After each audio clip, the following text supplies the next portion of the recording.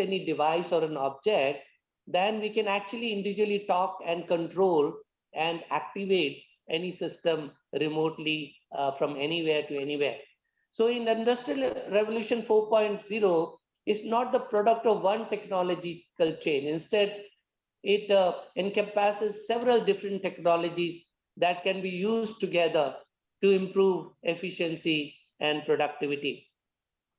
So these technologies are artificial intelligence and 5G, Internet of Things and services, and cyber physical systems, big data collections and analysis, 3D printing or additive manufacturing, cloud computing, augmented realities and simulation, robotics and drones, and blockchain. All these together, today we are talking in the Industrial Revolution 4.0, they come together to create the experience and the services and the products as the case may be. So therefore, we can say that Industrial Revolution 4.0 will have transformational impact on the global economy. The positive outcomes are already visible in nations that are early adopters of 4.0 technologies. IoT allowed early movers like US and China to improve productivity, and we can see a great impact of all these in various countries. If you look at what was the situation in 2018, and we can look at on this chart the economic impact of IoT, that is Internet of Things, as I said, that each, the addresses in each object or product or service, or you can say each item can be addressed, has got a unique address. So through this, the impact of this IoT has been, when we look at US dollars in billions, then it is for US, it is like 54.2 billion, China, it is 36.2 billion, and so on. India it is around 1.3 billion. And when we look at the percentage in terms of the national GDP of the country in US, the impact is 0.27%, which when we actually see in, as we have already seen in the real term, the numbers are big. So also in the other countries that we see in China, 0.26 country, India is starting off with 0.04%. Now, when we look at the same impact in 2025, so how the business productivity as a percentage of regional GDP, it is projected. Now, the North America will move on from 0.26% to 0.46% in this last 7 years. Though this is the beginning of the things, we can already see how the GDP percentages are changing across Asia Pacific. It is going from 0.20 to 0.34%, and so onwards to in Europe from 0.16% to 0.27%. And in real terms, it's billions of dollars, huge numbers. So the impact of economic impact of IoT on business productivity as a percentage of GDP, you can say there's a huge impact which is happening as the years we are looking ahead. On a more global level, the World Economic Forum predicts that nearly a quarter of global GDP, that is nearly 24.3%, will come from digital technologies such as cloud computing and artificial intelligence, etc. So this is a huge prediction which the World Economic Forum is already talking about. 2018 Deloitte survey revealed that more than 50% of surveyed executives across the world believed that cloud computing, IoT, and AI will have the greatest impact on their organization over the next 5 years period. So when we look at how the people or the world executives responded, we can see that the cloud will have in the next 5 years nearly 58% of the impact. Similarly, IoT and sensors will have 56% impact, and mobile technology 48%. So also that we see that in artificial intelligence, it will have 42% impact, and so on as we go down. So we see that it is going to be a huge impact in the coming years. All these technologies together will impact the economies of the entire country. And that is what we will see that that will be one of the biggest challenge that the worlds will face, the world economies will face in the coming years. So it is going to affect. Now, when we specifically look at the media sector in which we operate, we would see that media sector will also be profoundly, it will be affected, and the way media is created, distributed, and consumed. Following domains are being affected in, we can look at the following domains. Let's say digital marketing. Now we are already experiencing the digital marketing, that how the media content or the marketing or the advertisement that come becomes more, it is becoming more regionalized, it is becoming more personalized, even it will talk in the local language. So all this is going to affect. So marketing is already, it's a sea change since the advent of the internet. And 10 companies, they will utilize the user's personal data. So that means the technology today is gathering the user's personal data in some way or the other, whether it is through the social media, the activities that we do in different social media platforms, or our purchasing habits when we go to the stores and given our mobile numbers, all this data get connected together, and they come to know about what are our likings, what are our purchase preferences, each member of the family, all those information start getting gathered. And on that basis, they are able to predict the consumption patterns and serve targeted advertisement through the YouTube and Google, etc. Now, go back.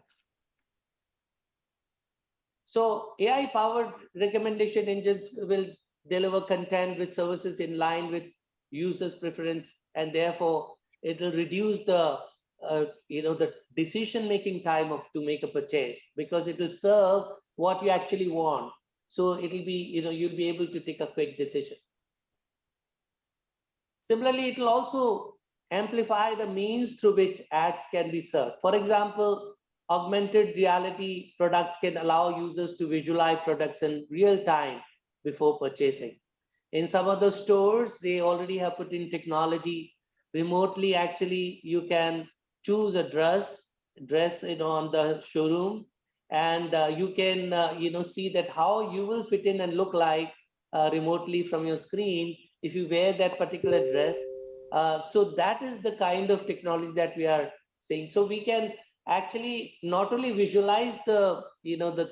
three-dimensional product display, but we can also sometimes put it on ourselves and see that how we will look in that particular, on a dress that we are willing to purchase. So this is what is going to be the digital marketing, or is already being a digital marketing trend today. So 56% of shoppers surveyed by Nielsen IQ said that AR gives them more confidence about the quality of the product, and 61% said they prefer to shop with retailers that offer augmented reality experiences, so that when the product comes home, it does not give surprises to us, but whatever we have actually wanted, that only we get delivered into our houses. Now this actually has got, if you look at it, it has got a lot of impact, because if a right product comes home, it will not be returned back. And so also you can understand the entire logistic chain for the manufacturer, for the people who are in the logistic chain, for the person who is receiving a particular product. He wants it for tomorrow, and if he gets the wrong product today, he gets totally disappointed. So when we are looking at this digital marketing world, we look at how accurately it should be, more accurate to the person's desire, what he's wanting to have. Similarly, HBR survey revealed that augmented reality usages in online settings dramatically affects customers' engagement, behavior, and sales. So it is going to impact their sales, how well they are putting the digital marketing tools into the entire ecosystem. So like you can see on the screen that, you can look at different furnitures, how they will look in your house. So you can, opt for different things, maybe a dining set, maybe a sofa set, maybe a particular type of chair. and you can actually, fit in into your house these things through using the augmented reality, and can see that, okay, how will it look, the color combination, the physical placement, the aesthetic value that we look at into your house. So this is what the digital marketing today is bringing on the table. The second area that we can talk about in the media space is the gaming part. It's a booming industry. In fact, it's growing so fast that a lot of our youngsters are getting hooked to it because of the experiences they are getting. It's mind-boggling. They find it so interesting and so engaging that many parents today, including we, when we look at our children, and now particularly the grandchildren, the smaller, younger ones, how they're hooked to these kinds of systems, that to wean them away from this digital world is becoming a big challenge for the families and for the parents. How do we keep our children away from this, because it has become so immersive in nature. So the cloud gaming refers to the new business model where the processing power required to run on high quality video games is housed on servers, and therefore the speed is very fast. So this lets consumers play the latest games without investing in expensive equipment. They can use this, which is available on the internet through the gaming applications, and they don't have to invest on those devices. They can just use those tools available on the system and can play the games and be part of that games. Not only does this reduce the initial investment required by user, but it also offsets losses that console manufacturers incur when manufacturing gaming devices. So when the console manufacturer, they look at it, it is very similar to today, like how the radio receivers have changed, or how the TV set-top boxes are changing over the years. Every time we see that the new technology comes in, we have to change our boxes, or we have to we actually replace from analog to digital, and now from one set to an internet-based, hybrid kind of set-top boxes. So, the whole kinds of devices and electronic waste, they get accumulated across the world, which is threatening our economy, our environment in a very big way, the electronic waste. So this actually reduces, the manufacturing cost, and they would put their earnings through using these software-based tools and technologies on the system. Now, when we continue on gaming, the augmented reality, the virtual reality, or the mixed reality solution will also likely to be used to provide interactive alternatives to entertainment interfaces, such as keyboards or remotes, letting users control their experience through gestures, even the physical movement of the hands or their faces. The system will be able to capture it and take accordingly actions accordingly. In time, in times to come, the users will immerse themselves in a persistent virtual environment known as metaverse. And this is what I'm talking about. On one side, it has got a lot of positive things to talk about, but on the other side, when we look at our children or the next generation or the youngsters, we look at this term called metaverse is going to be something perhaps we'll have to balance, or the children or the youths will have to balance their lives in the real physical world and this environment which is virtual, which we call as metaverse, where just by using some kind of headsets or putting some kind of devices on themselves, they get themselves immersed into a world which is totally a virtual environment, and they're able to see the things which they could never see in the physical world. So while the early interactions of the metaverse have focused on gaming, it has now very many broader implications for online shopping and for social and community interaction, for the media and entertainment sector as a whole. So when we look at the global metaverse market, it is projected in billions of dollars. In 2020, we are looking at around $36.58 billion. As we go on over the years, by 2030, nearly $1,000 business that we are looking at global metaverse market. So that is the you can already see the curve is exponential. But as the years go by, actually this exponential curve is going to be very steep. It'll just go up, onto nearly a straight line. That's the kind of, the speed with which these technologies are actually coming and integrating itself. In the television and entertainment technology, it actually, when we look at Industrial Revolution 4.0, it promises to usher an era of immersive, engaging, and ultra realistic content for consumers. As I said, it is ultra realistic. People can't just imagine that what we are seeing is it truth, or what we are saying is it real, or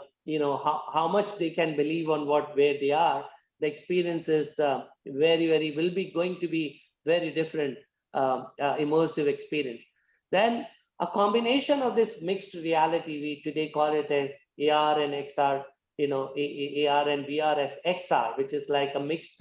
reality. And then the artificial intelligence and the 5G, they are going to revolutionize how users are going to view sports, news, and other content. A little bit on 5G, as you'll be looking at it. As you all know, the world is moving towards 5G technologies very quickly. And what 5G means basically is that the internet speed is going to touch 1 gigahertz per second. Today, the 4G speeds maximum you can achieve is 150 megahertz, megabits per second. But what we are going to experience in 5G is going to be 1 gigahertz to nearly 10 gigahertz speed range, that we 1 bits per second speed, which means to say very heavy video content can be actually transmitted through the mobile phone or through the various devices which are 5G enabled. And where it will first get implemented is definitely sports. Why sports? Because sports earns a lot of revenue, because certain sports have got a worldwide viewership. Like in India, cricket is big, and so much of economy, or you can say economic activity, moves around cricket in India. So also in some countries, especially in Southeast Asia, football is very popular, the soccer or football. And that, takes in so many people's involvement, and therefore a lot of advertisement revenue and a lot of, digital revenue is coming in through the social media. And so the sports is the one area which is going to adopt, or it's already adopting all these technologies very quickly. So what will it do? Go back. What will it do? It will provide an overlay of sports stream with relevant information using augmented reality. So whatever is going on, whatever viewer is able to see, it will actually provide overlays of sports streams. For instance, it could show users in real time the swing and pace of a ball. Now we are already seeing it in cricket matches, that the immediately after a bowler bowls, they are able to show us that how the ball swung and what is the pace of the ball, what was the speed, and a player's past record. It can add up,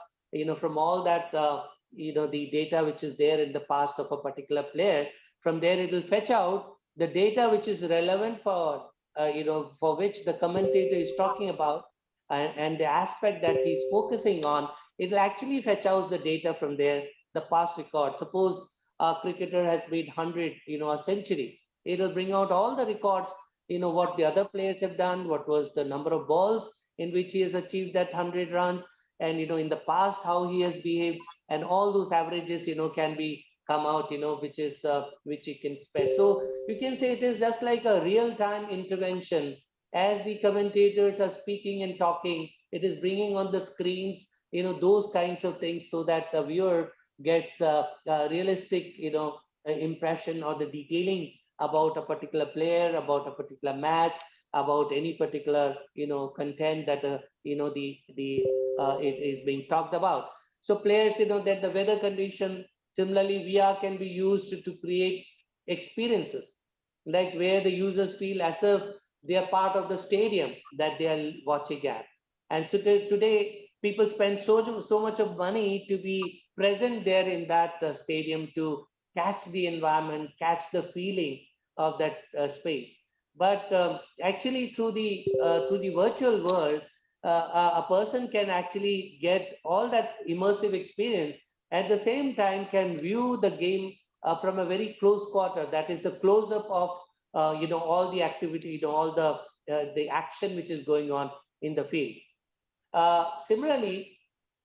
in the television and entertainment area that we look at, news, which is of great interest for everybody across the world, these news channels can overlay their existing content with value-added information using the augmented reality and virtual reality. So then we look at the news, particularly when the elections happen, we have seen that how, a person who is winning,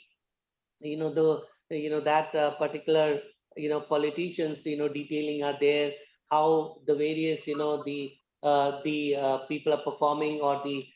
politicians who are in the fray, how they are performing vis-a-vis each other, all those details, which party is winning by, and all that, information comes in onto the screen in a very visual form, so that a person is able to visualize how things are happening, how did the party perform 5 years back. All those kinds of things and data can be put on using augmented reality and virtual reality. So additionally, the artificial intelligence can be used to generate articles and updates on a need basis, as well as help users sort through immense amount of information. This is very useful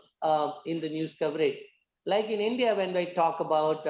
I was part of Doordarshan for nearly All India Radio Doordarshan for 23 years before I moved on to Basel in 2012, and now 10 years in Broadcast Engineering Consultant India Limited. Now, when we look at Doordarshan's production, we have 66 studios across the country. But if you look at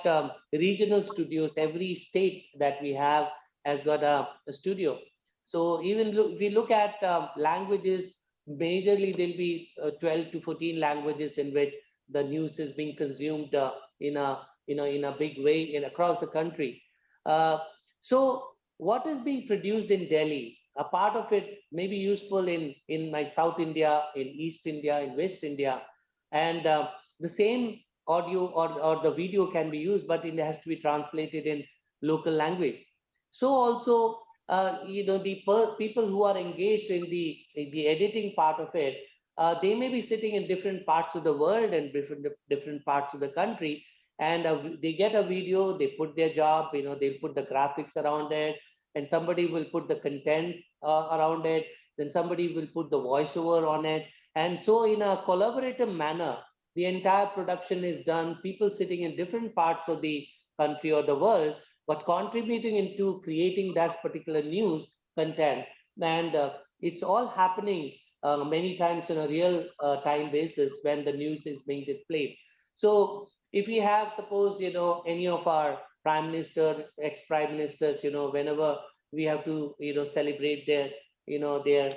so many years of service and all that, and we need to get all the data, the speeches which they have made earlier, past 10 years, 20 years back, how their career, what is their contribution to the country. So it's very difficult for a particular studio or production house, to gather or collect all this data. Now, today, when we are, consuming this data, or when we are creating this data, meta tagging is happening simultaneously. And by putting all those meta tagging, we are able to create a media asset in such a manner that whenever future we want to require any particular thing happened 2 years back, 5 years back, we are able to fetch it quickly. The system itself will fetch it. Also, this the artificial intelligence actually can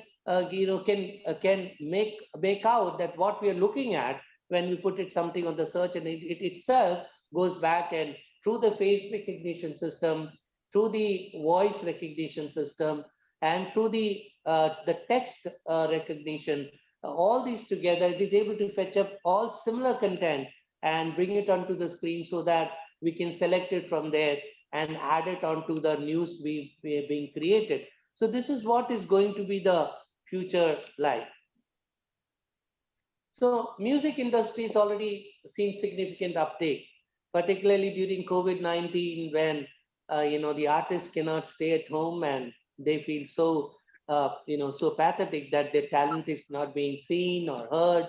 And that was the time that we saw that so much of development happened in this virtual world. So the artists turned to virtual concerts. They could actually organize a concert virtually and to stay connected with their fans through the virtual reality. And VR doesn't have physical limitations. So sitting anywhere, the singer is sitting in one place, the person who plays the drums on the other place, and people playing guitar on the third place, and all together, there is a controlling system, you can say production unit, which is combining all those time stamping, all those audios together in such a manner that what is coming as an output is like a symphony. It is just like a total integrated music, as if it's like a live concert. This is what we have seen in the past few years. It has happened. And so therefore, these technologies have now getting matured because of this COVID as well, and for the media industry. Now we can see that, there's this live streaming ticketing revenue in 2020 it was around 0.6 billion US dollars. Similarly, there were around 135 paid attendance of nearly foreign live stream. So a celebrity, so many, they were paid attendees who were listening to that concert. So 5 million total attendees of Duo Lipa live stream. Similarly, bands in town live stream listing that were ticketed in June at around 1.9% to November 2020, 40.7%. That means when the COVID started, how the people, got into those live, or you can say, the digital way of, getting involved into all these events. Yeah. So when we look at the broadcast and telecom, this is where I was talking about the 5G in space to come into picture. So Ericsson, which is a manufacturer of telecom and broadcast equipment, they project that the telecom and broadcast operators could see gains up to $619 billion due to the implementation of 5G and IoT by 2025. So we need to understand 5G and IoT. I have already explained. 5G is, it will increase the speed to 1 gigahertz per bits per second and more. And the IoT devices, as I said, it does like, it can actually uniquely address any object across the world with a unique, unique address. So when we, so we can connect to any object or any device because it has got a unique address, and the speed is now going to be 1 gigabits per second. And so together is going to, have a huge impact in which how, the economic advantage of using the technologies. So these gains are expected to arise as 5G can potentially transform broadcasting, and as well as the production. For example, as I said, 5G provides 10 times the more speed with respect to 4G, enabling the delivery of high quality content such as 4K and 8K videos. 5G also enables seamless delivery of contents to mobile devices. So once our mobile devices will be 5G enabled, so it is going to seamlessly give an experience of all this high quality video and audio onto the mobile devices. Go back. So as per reports of a large chunk of data on mobile devices will be used to stream high quality videos in the coming years. So the increase on, in smartphone video viewers will only strengthen in the coming years. We're already seeing a revolution in the manufacturing of the mobile phones, how they're getting smarter and how it is getting cheaper and how it is, able to, pack in so much of, the features into one particular phone. So smartphone would emerge as an additional screen, but main screen for consuming video content. So the young generation, as we see, they generally are not looking at television these days. They would rather be on their mobile phones, which are having now bigger screen and good experience. and would like to have a personalized kind of an experience with all the entertainment world and the information and education world. So you can already see some data that we have put in. So this is like smartphone video viewers and penetration Asia Pacific by the countries between 2016 and 21. So when we look at China, in 2016, it was 325.9 million. When we look at 2021, it is 592 million. So, so you can see that how the percentage of population in 2016, only 23% of Chinese population had smartphones. Today, 42.4% has got smartphone. So also in India, we have grown from 3.3% using smartphones in 2016 to now around 10% of population using smartphone. We can also see Japan, Korea, Australia, and others, how the smartphone population has increased. So in the smaller populated countries, we can see that the increase is drastic, and how the smartphone is being used for consumption of media and telecommunication content. So as I said, Internet of Things, IoT can be used to create a network of integrated cameras and mics to streamline the production process for movies, sports, and other broadcast content. This reduces the number of personnel required to cover major events. So several devices across the sporting arena, can be remotely addressed, controlled. The robotic camera can be addressed to, because these are all sensor-based IoT devices, uniquely addressed. So you can give unique command to each of those devices across a particular stadium or across a big event coverage. And so you need not place a human cameraman or a person to handle a particular device. So you can so these technologies make the process of broadcasting more efficient by allowing for autonomous communication and coordination between different broadcast components.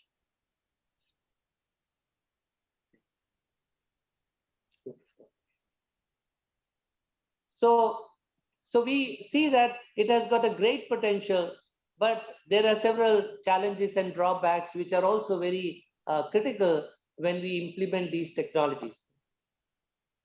One of the foremost challenges that the world is facing today is the cybersecurity risk. Now you can, we already see that many times the banks are hacked, their database is hacked, and, several, billions of dollars, money get extracted from accounts. When we look at all these things, we are able to understand one thing, that people are able to hack through our system. They are able to take their bank codes. They're taking away our mobile number codes, because all the over-the-top notifications come onto our mobile number. So in India, we have what is called the Aadhaar number, which is a unique identity number of each person. Nearly more than 90% of India is having Aadhaar numbers. So if a person has got the Aadhaar number, perhaps the PAN card number, which is used for the financial transactions, or a mobile number, any two of these numbers, they actually can get into our systems and can create a lot of problems using using the internet and the vulnerabilities that we see. So as we move on to the digital technology, cybersecurity is going to be one thing that every country and every broadcaster will have to address to, because this is going to be such a risk that every one of us will have to be addressing to. So IoT and media to media and cyber physical systems are based on collection of large amounts of data. Some of the data may relate to users' personal information, and there are increased cybersecurity risks. Many stakeholders agree that Industrial Revolution 4.0 technologies could lead to greater security and data risk in the coming years, which is actually true. We are already experiencing it. Similarly, an interconnected web service of devices also create a single point of failure. So if somebody hacks into a system and disconnects a particular point, which is a critical point, switching center, switching a device, then actually it can defunct the entire system. So this means the attack on one device could potentially down the entire system, which is at a great risk. So when we look at cyber risk in a survey of industry stakeholders regarding cyber risks, we see that now the question posed before the people was, do you think that the digital transformation could further increase cyber risk for manufacturing companies? So we can see that 48% of them responded as very high risk, which means to say that everybody is today concerned and worried about that, yes, though on one side we are achieving great heights in technology and experiences and devices, but on the other side there is a big risk at how our person who is anti-national or anti-country, or a person who is personally wanting to make some gains for himself, they all can disrupt our systems. The second, one of the major challenge which I would say that broadcast industry should very deeply be concerned about, and we should look into it with a very urgent basis, is the labor and the jobs. As we see as we go into the automated mode, the number of personnel requirement will reduce accordingly. And particularly for the Asian countries like India, which is nearly one of the most populous country, China, and also all the southeastern countries, we are our populations are high. So for us, job creation is one of our major requirements. We want to provide jobs to our people. Every country would has this challenge that employment rate and unemployment rate is increasing. So this is another challenge, that how for like for example, a city and Oxford University joint report in 2016 estimated that 57% of jobs across the OECD are at risk of automation. So you can imagine that the European and Asian and all these areas,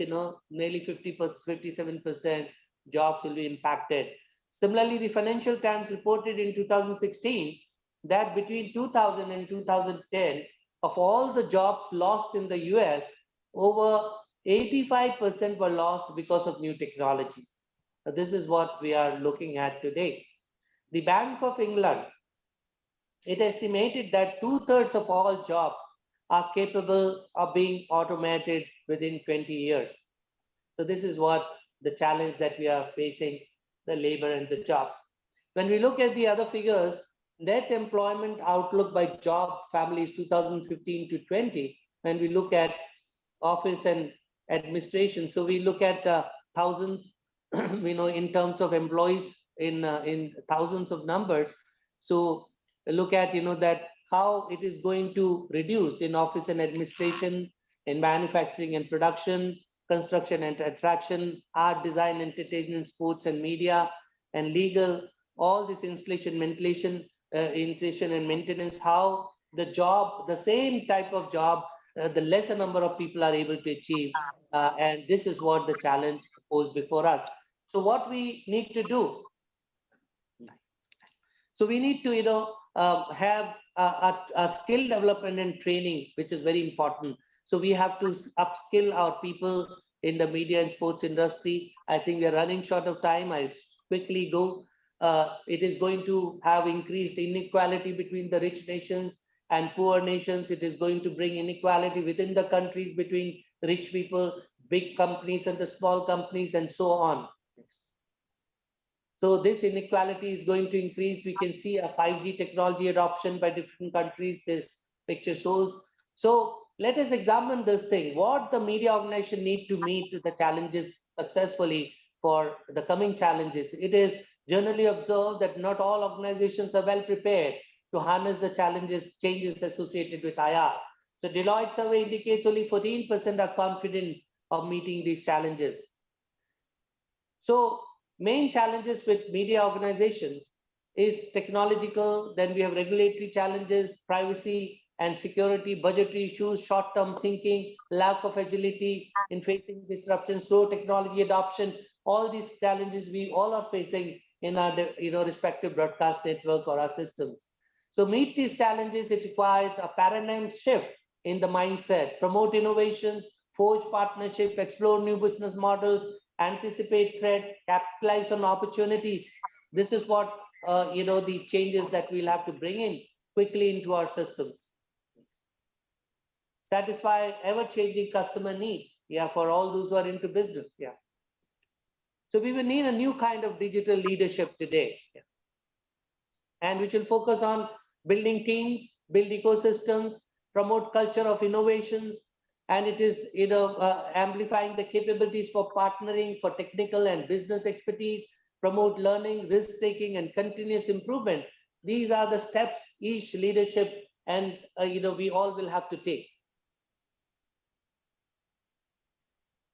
So if we look at the guidelines for the digital transformation trend trusses, we have to be prepared, prepared and trained army fighters to trained army, it fights better, move from innovation to business value for customers. So innovation is good, but to converting into business, very important product ecosystem of strong network of partners and expertise. We should know what technology to take from whom and to stitch it together to give an output,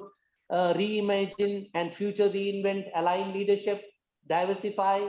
strengthen security systems to ensure privacy concern, set up R&D ecosystem. We'll have to invest hugely into these R&D, research and development, into all these new technologies. So these are the changes, and train our manpower into new skill and update for lifetime learning. So these are few challenges today that we are facing. We are into best of the time. At the same time, we are into most challenging times as well. So let us remind ourselves, AI and other Industrial Revolution 4.0 technologies are neither good or bad. It's what we make out of it. Ultimately, it's the humans whom we are serving, the end customers. Our preparedness and approach will decide whether IR 4.0 will be a boon or a curse. Thank you very much. Once again, thank you for the management there to give me the opportunity to talk to you through this time, and very pleasant day over there. We wish that this event be very successful. Thank you very much.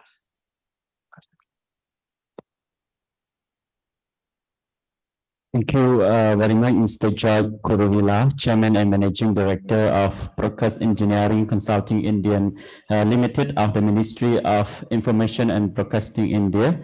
for joining us. And we really appreciate your time and efforts of this informative and insightful presentation. The audience, for your information, Mr. George Kuruvilla joined Indian Broadcast Engineering Service in 1987. And he was selected as full-time director in the board of BESEL and served as director from February 2014 to March 2016. Thereafter, he was selected for the position of chairman and managing director BESEL and took charge from April 2016. Mr. Choi completed MTech in Digital Communication System from IIT Roorkee in 1988, and he had also successfully completed one-year senior management program in corporate finance from IIM Kolkata in the year 2009. So, ladies and gentlemen, so you have any queries, questions regarding with the topic presented by Mr. George, please feel free to raise your comment or concern regarding with the topics, and we will give this floor again to Mr. George. And also, if any of us have any question to Mr. Samad, our previous presenter, also please do so. Well, ឥឡូវនេះខ្ញុំសូមអនុញ្ញាតផ្ដល់នៅវេទិកានេះជូនដល់សិក្ខាកាមបើសិនជាមានសំណួរសូមសួរដែលផ្ទាល់ទៅវាគ្មិនរបស់យើងបាទហើយសិក្ខាកាមដែលចូលរួមតាមប្រព័ន្ធ Zoom ក៏អាចចោទនៅសំណួរផងដែរបាទសូមក្រុមជេង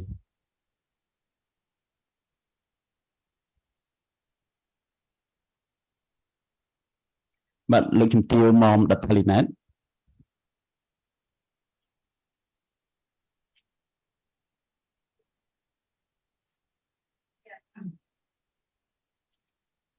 Just good morning, respected Excellency Posawan, Director of Broadcast Information and Broadcasting, and the government delegation. And good morning to our panelists, especially Mr. George Kuruvilla. I first would like to thank you for your precise presentation, very insightful, very informative in terms of the Industry 4.0 and the revolution. And based on your presentation, I would like to have a question straightforward to you. You were mentioning about the revolution, Industry 4.0, and then especially the revolution on like AI, digital transformation. We can see a lot of positive impact,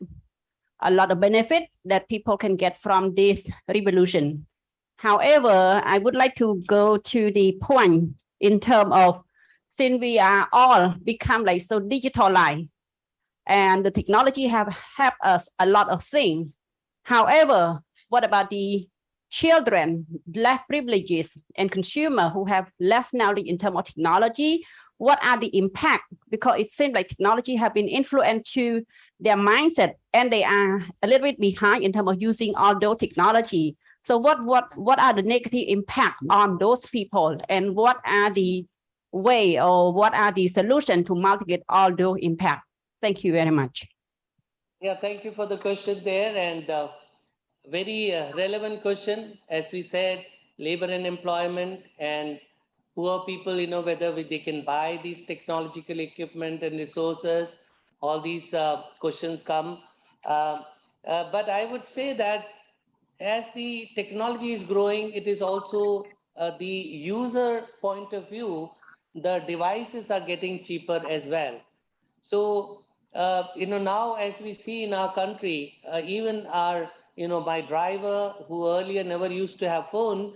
today he's owning a smartphone because he's able to afford it. It has become so cheap in our country. So also in the other countries. So I would say that the technology is also making things cheaper. But for broadcasters, yes, it is a huge investment because they have to change, switch on the entire equipment, the entire production chain, everything from one system to the other system. And that, you know, it's a huge investment on part. On the consumer part, these technologies are going to help, you know, people who are physically challenged. It's going to help us, help them, you know, through the audio visual effects, immersive effects, to the language translation. People can, you know, see things or hear things in their own languages sitting. They can choose different languages and can hear and consume a media. So, you know, though the technology will help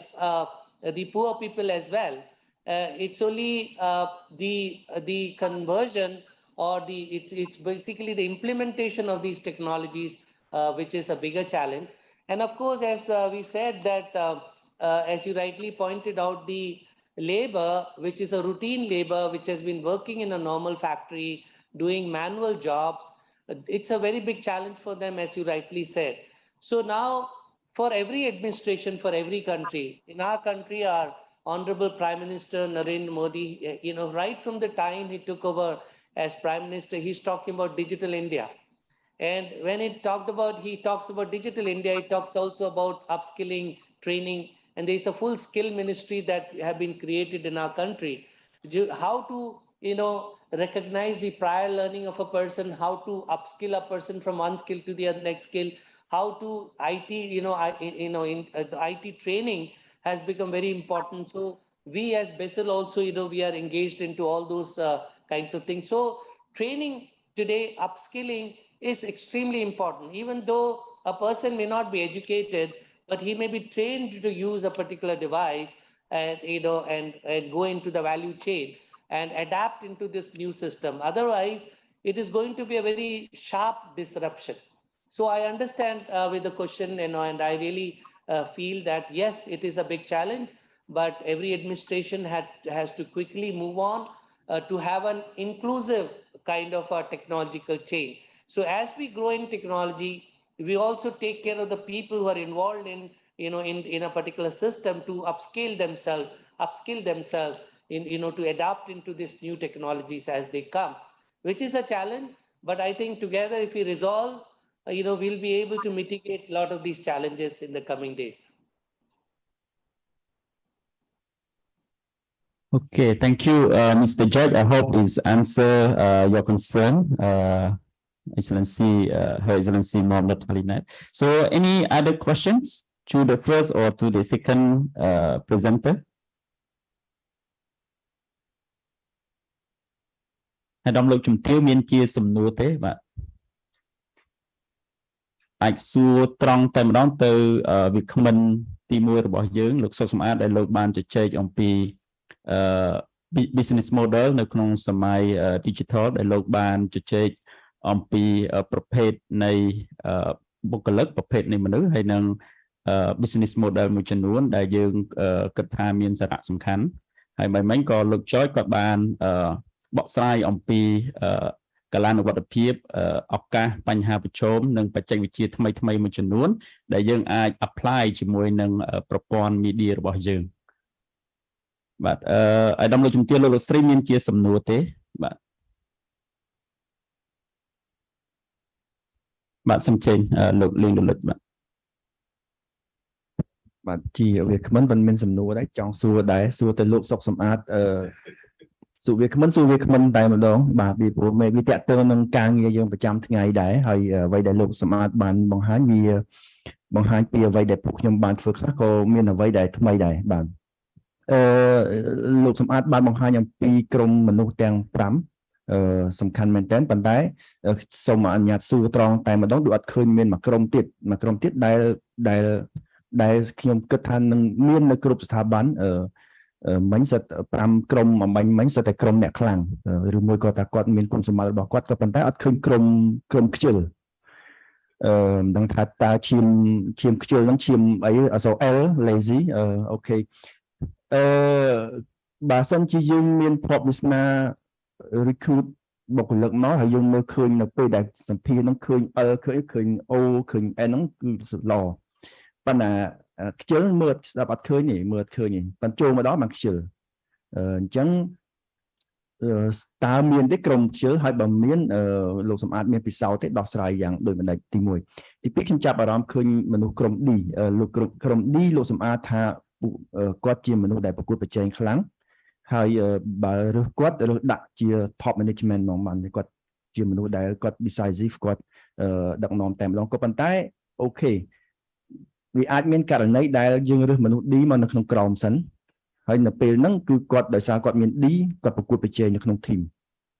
តើវាគួរលើកទឹកចិត្តឲ្យមានការប្រកួតប្រជែងក្នុងក្រុមហ៊ុនអញ្ចឹងឬមួយក៏មិនគួរទេខ្ញុំមាន2សំណួរនេះគាត់ថាលោកសម្បត្តិអាចយល់បានសំណួររបស់ខ្ញុំទាំងពីរអរគុណបាទអរគុណបងដលុចបាទសម្រាប់សំណួរអញ្ចឹងខ្ញុំសូមឆ្លើយនៅទីនេះតែម្ដងទៅបាទអញ្ចឹងសំណួរទី1បាទបងរលិចគាត់និយាយអំពីបុគ្គលិកខ្ជិលបាទតើមានប្រភេទហ្នឹងទេបាទអញ្ចឹងតើតើបុគ្គលិកខ្ជិលហេតុផលតែមួយគត់គឺខ្វះ motivation បាទបុគ្គលិកខ្ជិលគឺខ្វះ motivation អញ្ចឹងដើម្បីក្នុងនាមយើងជា leader ដើម្បីឲ្យបុគ្គលិកមាន motivation បុគ្គលិកក្នុងនាមយើងជា leader យើងត្រូវតែមាន vision របស់យើងមានគោលដៅជាក់លាក់របស់យើងហើយ make sure បុគ្គលិករបស់យើងទាំងអស់គឺមានគោលដៅរួមជាមួយយើងនៅពេលដែលគាត់ដឹងថាហេតុអីបានជាគាត់ទៅគោលដៅនឹងជាមួយយើងគាត់លេងខ្ជិលហើយបាទអញ្ចឹងមូលហេតុដែលគាត់ខ្ជិលគឺដោយសារតែគាត់មិនដឹងថាគាត់ត្រូវទៅណា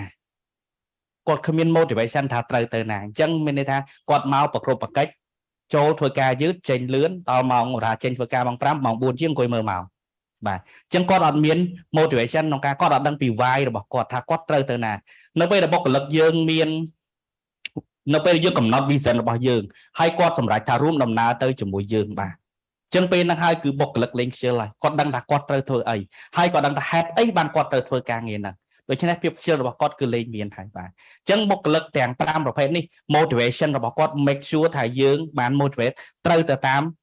គេថាគាត់ស៊ីចូលត្រូវណាបញ្ចូលគាត់ឲ្យត្រូវមានថាកន្លែងដែលយើងដាក់គាត់ឲ្យត្រូវហ្នឹងហើយបាទអញ្ចឹងត្រូវការ motivate របស់គាត់គឺពឹងទៅលើ personality របស់គាត់អញ្ចឹងកាលណាដែលយើង motivate គាត់គឺគាត់ខ្ជិលហ្នឹងហើយបាទ vision យើងដាក់មកគាត់អត់ចង់រួមដំណើរទៅវិញក៏គាត់ខ្ជិលដែរនៅពេលដែលគាត់ដឹងថាហេតុអីត្រូវទៅជាមួយយើងគាត់នឹងលេងខ្ជិលគាត់នឹងខំគាត់ដឹងថាហេតុអីដែលគាត់ត្រូវខំបាទអញ្ចឹងនេះខ្ញុំឆ្លើយសំណួរទី1របស់បងដលុចបាទអញ្ចឹងចូលសំណួរទី2សម្រាប់បុគ្គល personality D បាទ personality D គឺគាត់ចូលចិត្តប្រកួតប្រជែងបាទអញ្ចឹងនៅពេលដែលគាត់ចូលស្ថាប័នរបស់យើង ធម្មតា personality នេះមិនប្រកាសថាគាត់មានចំណេះដឹងខ្ពស់ទេប៉ុន្តែគាត់ត្រូវការរៀនសូត្រគាត់ត្រូវការដូចយើងដូចគ្នាគ្រាន់តែថា personality នេះគឺគាត់ចូលចិត្តប្រកបជែងហើយគាត់ទៅលឿនល្បឿនគាត់គឺលឿនជាទីបំផុតបាទដូច្នេះនៅពេលដែលយើង recruit បុគ្គលិកមកដំបូងបាទនៅក្នុង role ដែលគាត់កាន់ពីដំបូងយើងដាច់ខាត motivate គាត់ដោយការ challenge បាទយើងត្រូវយើងកំណត់ថាអូនបើសិនជាថាធ្វើដល់ចំណុចនេះយើងរុញគាត់ទៅអញ្ចេះបាទអញ្ចឹងបើសិនជាបុគ្គលិកនេះមិនប្រកាសខ្ញុំលើករឿង story មួយបាទនៅក្នុងស្ថាប័នមួយមានបុគ្គលិកយូរឆ្នាំនៅជាមួយយើង5ឆ្នាំប៉ុន្តែគាត់មិនមែនជាបុគ្គលិក D ទេជាងការរីកចម្រើនរបស់គាត់គឺ slow នៅពេលបុគ្គលិក D ចូលមកគាត់អាចប្រើពេលតែ1ឆ្នាំគាត់អាចលើសបុគ្គលិកដែលនៅជាមួយយើង5ឆ្នាំដូច្នេះកន្លែងហ្នឹងហើយដែលយើងត្រូវបុគ្គលិកមានបុគ្គលិក D ចូលមកយើងត្រូវ motivate គាត់យើងត្រូវដឹងថាគោលដៅរបស់គាត់ be leader នៅកន្លែងយើងអញ្ចឹងគាត់ be leader ត្រូវតែគាត់ថាមានគាត់ qualify ជា leader សិនpersonality D មួយមុខមិនគ្រប់ទេគាត់ qualify ទៅត្រង់ចំណេះដឹងរបស់គាត់បទពិសោធន៍គាត់នេះប៉ុន្តែ motivate គាត់ក្នុងការកំណត់គោលដៅឲ្យគាត់ថាត្រូវទៅជា leader នៅក្នុងស្ថាប័នហ្នឹងយើងកំណត់ឲ្យគាត់ប្រហែលឆ្នាំ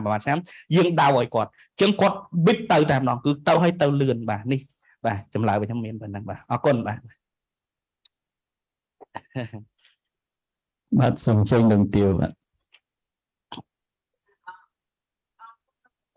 យកសំណួរល្អមកសួរវាគ្មិនយើងខ្ញុំគ្រាន់តែចង់សួរសំណួរមួយតែមុននឹងសួរខ្ញុំសូមអេតបន្ថែមបន្តិចតាក់ទងថាបុគ្គល L ហ្នឹងស្ថិតនៅក្នុង category មួយណាបើតាមខ្ញុំចាំលោក Bill Gates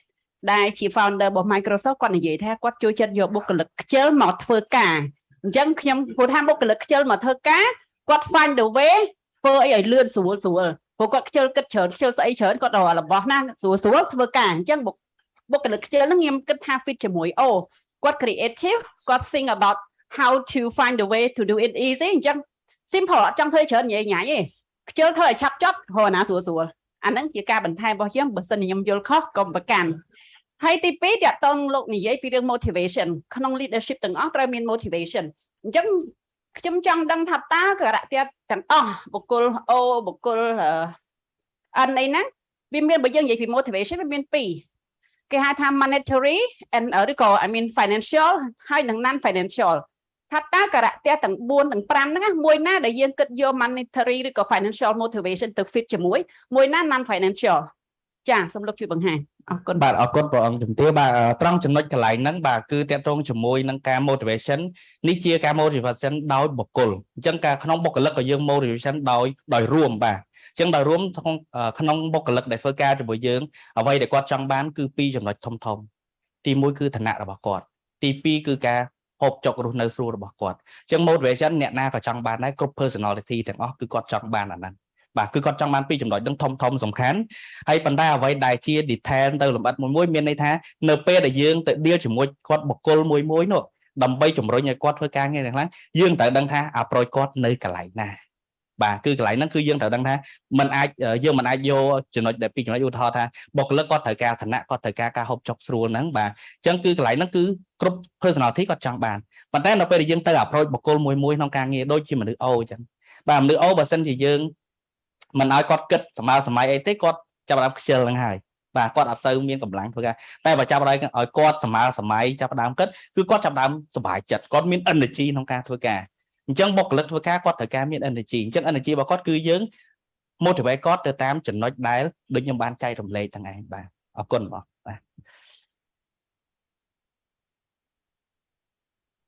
បាទសូមអរគុណលោកវិក្កាមហើយដល់លោកជំទាវដែលចូលរួមតាមប្រព័ន្ធ Zoom មានជាសំណួរទេបាទ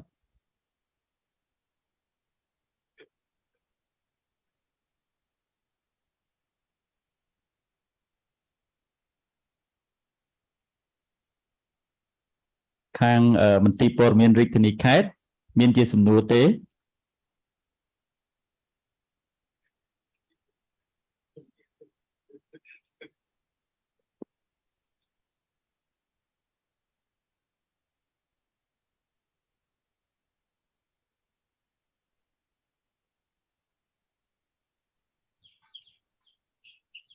បាទបើអត់មានទេត្រឡប់មកក្នុងសាលវិញបាទភាសាយើងនៅសល់ម៉ោង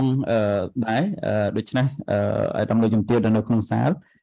បើសិនជាមានចម្ងល់អាចចោទជាសំណួរបាន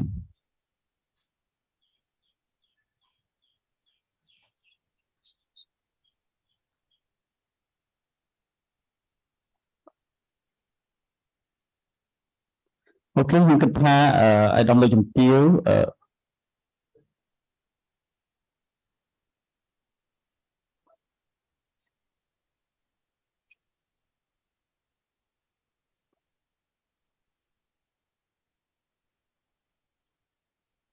Hello បាទអធិស្ឋានសូម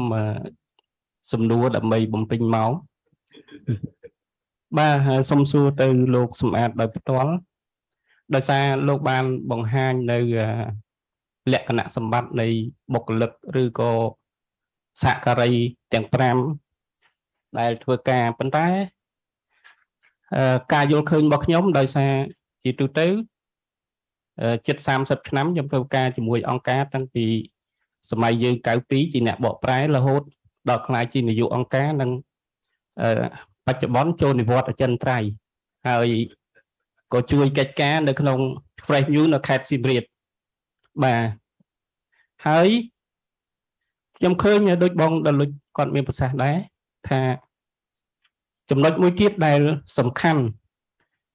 ដែលយើងនិយាយអំពីការពង្រឹងសមត្ថភាពជាចំណេះដឹងសមត្ថភាពជាចំណុចមួយដែលមិនអាចខ្វះបានមូលហេតុដោយសារខ្ញុំពីដើមឡើយ92 90អីហ្នឹងជាអ្នកបកប្រែហើយខ្ញុំចេះតែល្អឯងចូលទៅជួយបិទกระดาษគេធ្វើសិក្ខាសាលាអីសុំគេជួយលើកនំលើកទឹកអីក៏ធ្វើដែរបាទហើយដល់អញ្ចឹងទៅចេះមានឱកាសរៀនសូត្រស្ដាប់ហើយបើយើងមើលនិន្នាការនៅប្រទេសកម្ពុជាយើងវិញយើងចាប់ផ្ដើមតាំងពីសង្គ្រាមរហូតដល់សង្គ្រោះបន្ទាន់ការស្ដារប្រទេសជាតិឡើងវិញការអភិវឌ្ឍការពង្រឹងសមត្ថភាពឥឡូវនេះអ្វីដែលសំខាន់យើងដល់ពាក់កណ្ដាលផ្លូវនៃ Sustainable Development Goal ការអភិវឌ្ឍដោយនិរន្តរភាពដែលជានិន្នាការថ្មីត្រូវបានរំខានដោយជំងឺ Covid វិបត្តិសេដ្ឋកិច្ចនិងលាក់ហើយសង្គ្រាមខ្លះដែលបានកើតឡើងនៅលើពិភពលោកប៉ុន្តែអ្វីដែលខ្ញុំនៅលើកដដែលថាការលើកទឹកចិត្តដែលឲ្យធ្វើការត្រូវជំនាញជារឿងមួយប៉ុន្តែការផ្ដល់ឱកាសឲ្យគាត់រៀនសូត្រជារឿងមួយទៀតជាក់ស្ដែងខ្ញុំលពឹសធៀបទឹកចង់ដើរលេងឯងក៏ដាក់អាហារូបករណ៍តាក់ទងនឹង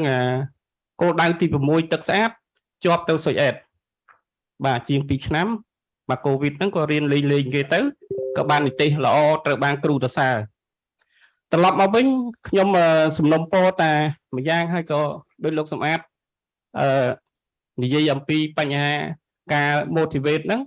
គឺបញ្ចូលនៅការពង្រឹងសមត្ថភាពហើយខ្ញុំជឿថាបងប្អូនថ្នាក់ដឹកនាំទាំងអស់រដ្ឋាភិបាលក្តីក្រមថ្នាក់ជាតិក្តីបច្ចុប្បន្នលោកកំពុងគិតគូរអាបញ្ហាហ្នឹងអញ្ចឹងជាថ្មីម្ដងទៀតដែលខ្ញុំជាមនុស្សដែលខ្ជិលមែនបាទដល់អញ្ចឹងទៅដល់ពេលដែលពួកគាត់ផ្ដល់ឱកាសឲ្យរៀនសូត្រខ្ញុំទៅជាមនុស្សល្អឯង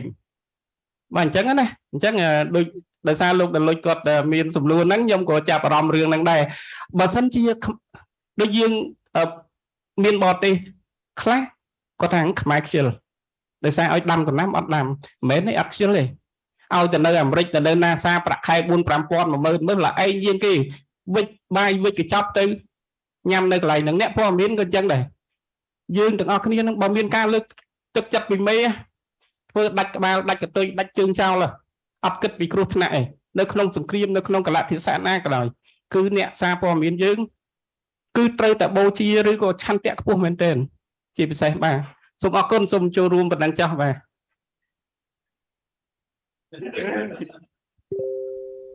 បាទសូមអរគុណបងចេញមកពី Fresh News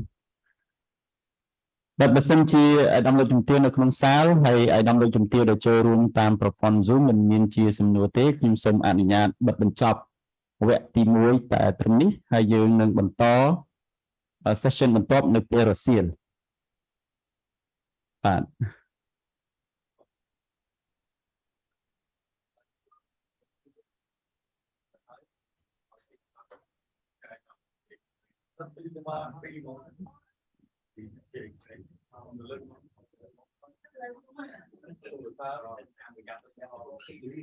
បាទ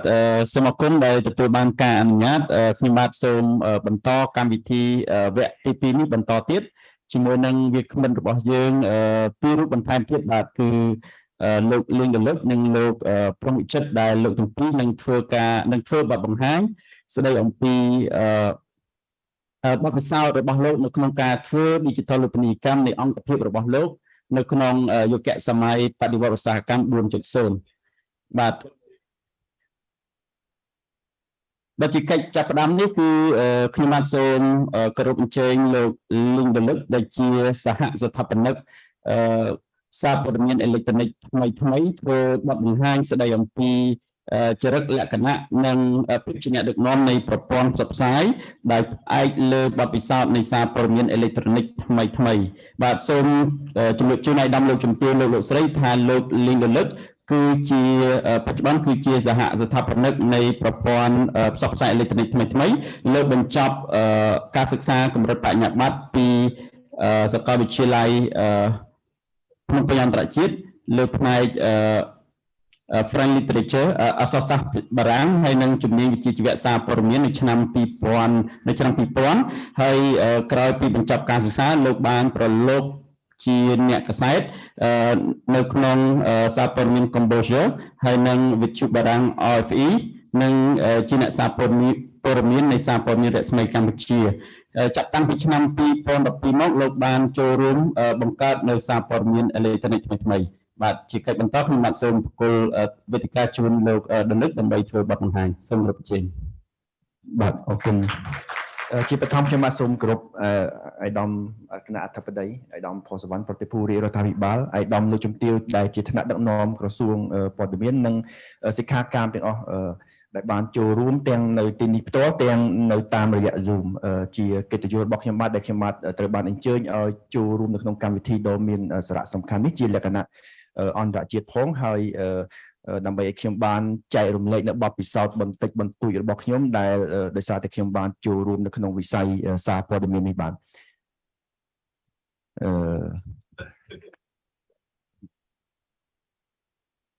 បច្ចេកទេសបន្តិចដោយសារខ្ញុំមកលឿនពេកហ៎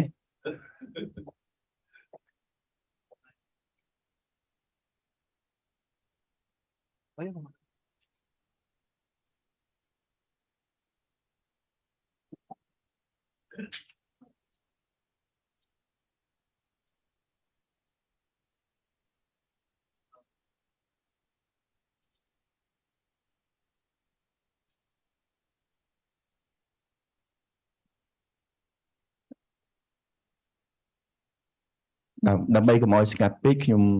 សូមទោសដែរមិញដោយសារខ្ញុំលើកពីប្រធានបទមិនទេប្រធានបទទេប៉ុន្តែតើទៅនឹងភាពខ្ជិលមិនបានន័យថាខ្ញុំស្អប់អ្នកខ្ជិលជួនកាលខ្ញុំដូចលោកជំទាវបានលើកដែរខ្ញុំស្រឡាញ់អ្នកខ្ជិលដែរគាត់លឿនការងារខ្លះយើងទទួលស្គាល់តែត្រូវការអ្នកលឿនណាអូខេខ្ញុំបានចាប់តាមបានអរគុណ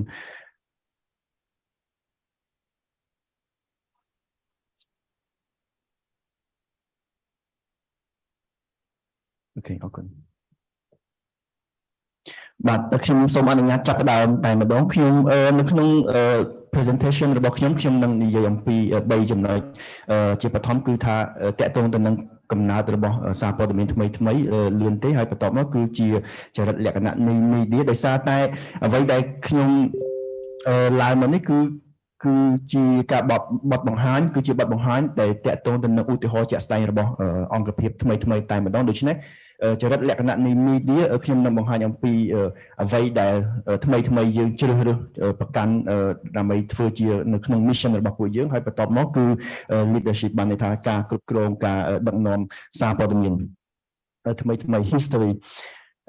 ថ្មីត្រូវបានបង្កើតឡើងនៅក្នុងខែមេសាឆ្នាំ2012ហើយដោយ founder របស់យើងមែនទែនយើងមាន3រូបទាំងអស់នេះទាំងលោកប៊ុនណាទាំងលោកគីសុលីមានតែខ្ញុំបាទហ្នឹងគឺសុទ្ធតែជាអតីតយុទ្ធមិត្តមែនទែនតាំងពីកាសែតបារាំងកម្ពុជាយើងធ្វើការជាមួយគ្នាយើងបន្តមកយើងធ្វើជាអ្នកឆ្លងឆ្លើយព័ត៌មានរបស់វិទ្យុបារាំងទាំងអស់គ្នាគឺយើងនៅជាមួយគ្នាក្រោយមកទៀតយើងមែនទែនមួយទៀតខ្ញុំបានដាក់យើងក៏បានចាប់ផ្ដើមធ្វើការងារជាមួយឲ្យវិទ្យុជួយបង្កើត វិទ្យុ video នៅភ្នំពេញជាមួយគ្នាទៀតជាហេតុផលដែលខ្ញុំលើកឡើងមកនេះដោយសារតែធ្វើការជាមួយគ្នាច្រើនកន្លែងស្គាល់ចិត្តគ្នាដូច្នេះហេតុអ្វីបានយើងមិនធ្វើការជាមួយគ្នាបង្កើតសារព័ត៌មានថ្មីៗដោយសារបញ្ហាផ្ទាល់ខ្លួនបងមុនណាគាត់ត្រូវចាក់ចេញនៅក្នុងឆ្នាំ2014មែនតើកាលនោះគាត់នៅវិទ្យុបារាំងផងហើយគាត់ធម្មតាគាត់ត្រូវមកដឹកនាំ PNM ដូច្នេះគាត់បានចាក់ចេញពីពួកយើងក៏ប៉ុន្តែយើងនៅតែជាមិត្តភក្តិនៅសល់ខ្ញុំនិងលោកគីសុលីនដែលដឹកនាំថ្មីតាំងពីដើមមកតែម្ដងឆ្នាំ2013យើងមានបុគ្គលិក10នាក់មែនតើយើងចាប់ដើមពីខែមេសាឆ្នាំ2012មែនក៏ប៉ុន្តែពេលនោះគឺយើងមានកម្លាំងលោកប៊ុនណាលោកគីសុលីនខ្ញុំក៏សុទ្ធតែជាអ្នកកសែតដែរដូច្នេះយើងបំពេញយើងធ្វើការងារដោយខ្លួនឯងបានច្រើនក្នុងរយៈពេល 5-6 ខែក្នុងចុងឆ្នាំ2012បន្ទាប់មកយើងក៏ចាប់ផ្ដើមរើសបុគ្គលិកយើងមានលោកចម្រើនដែលគាត់ជាអតីតអ្នកការិយានិពន្ធផ្នែកកីឡានៅភ្នំពេញប៉ុស្តិ៍ប៉ុន្តែគាត់ក៏ជាអតីតសហការីរបស់យើងនៅកាសែតកម្ពុជាសួរដែរអញ្ចឹងយើងស្គាល់ចិត្តគ្នាយើងក៏អញ្ជើញលោកចម្រើនឲ្យមកជួយដឹកនាំថ្មីជាមួយយើងដូច្នេះនៅឆ្នាំ2013ហ្នឹងយើងសរុបទៅប្រហែលជា10នាក់បុគ្គលិកយើងហើយយើងមានសហការីដ៏ចាស់របស់យើងគឺហាន់នីគាត់ចូលរួមជាមួយយើងដែរឥឡូវនេះគាត់ដោយសារតែគាត់ទៅមានអាជីពមួយទៀតជាមួយស្វាមីគាត់នៅសៀមរាបក៏គាត់ក៏មកធ្វើជាអ្នកឆ្លើយឆ្លងព័ត៌មានរបស់ថ្មីយើងនៅសៀមរាបតែម្ដងដូច្នេះរ៉ូហានីអ្នកស្រីរ៉ូហានីចូលរួមជាមួយយើងតាំងពីមកដែរមែនតើទៅ10ឆ្នាំក្រោយមកឬក៏9ឆ្នាំក្រោយមកឆ្នាំ2022នេះយើងមានសហការីទាំងអស់64នាក់ក្នុងនោះមានចំណោមហ្នឹងមាន14នាក់នៅ part time ហើយយើងមើលទៅក្នុងចំណោមហ្នឹងស្ត្រីមាន27នាក់យើងឥឡូវនេះដោយសារតែយើងបង្កើតថ្មីជាភាសាអង់គ្លេសឈ្មោះ Cambodians យើង employ បរទេស5រូបដែរមានជនជាតិអូស្ត្រាលីមានកាណាដាមានបារាំងមាន Nigeria ជាដើមហើយទាំងអស់ជារួមបុគ្គលិកឬក៏សហការីរបស់យើង53នាក់គឺសុទ្ធតែអាយុក្រោម35ឆ្នាំហើយខ្ញុំនឹង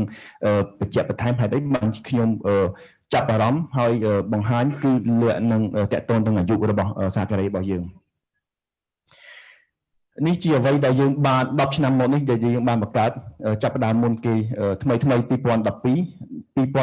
យើងបង្កើតថ្មីមួយទៀតដែលឈ្មោះថាថ្មី25ដែលផ្ដោតទៅលើការយកព័ត៌មានផ្នែកទេសចរកសិកម្មហើយនឹង SME មកថា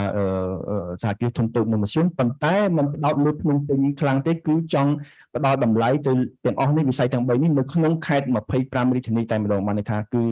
នៅតាមខេត្តសហការីរបស់យើងគឺគាត់ចុះយកព័ត៌មានទាំងអស់ហ្នឹងគឺมันផ្ដោតភ្នំពេញនេះគឺឲ្យតម្លៃទៅខេត្តទាំងអស់ហើយបន្ទាប់មកគឺឆ្នាំ2019មុន COVID បន្តិចយើងបង្កើតថ្មីជាភាសាអង់គ្លេស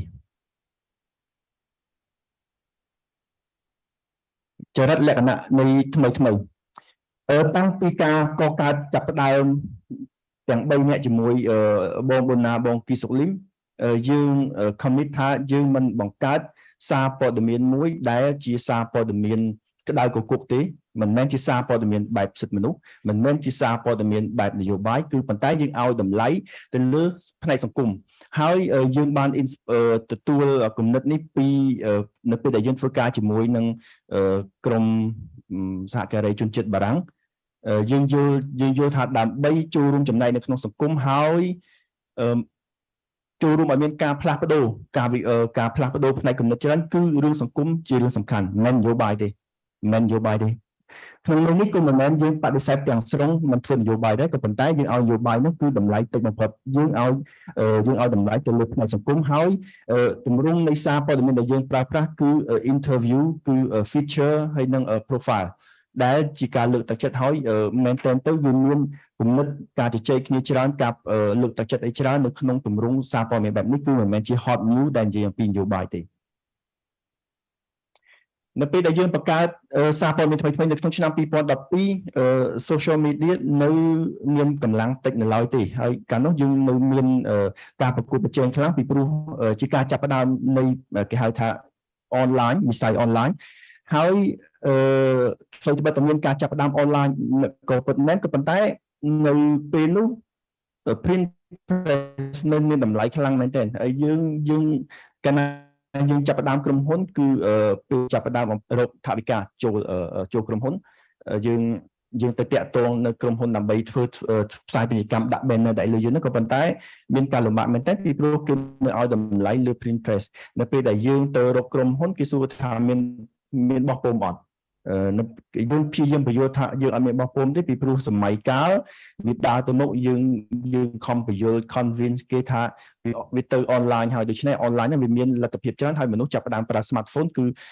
អ្វីៗគឺនៅលើ online ក៏ប៉ុន្តែនៅពេលនោះមានការលំបាកមែនទែនទាក់ទងទៅនឹងការរកចំណូលក៏ប៉ុន្តែយើងក៏នៅតែតស៊ូដែរពីព្រោះថាអ្វីត្បិតតែយើង online ហើយការផ្សព្វផ្សាយ Facebook បានចាប់ផ្ដើមមកដល់គឺយើងព្យាយាមធ្វើយ៉ាងដូចម្ដេចគឺ make use បានន័យថាយើងទាញប្រយោជន៍ពី Facebook ពីគេហៅថា digital platform មួយចំនួនទៀតដែលនឹងធ្វើឲ្យជា branding របស់ថ្មីៗរបស់យើង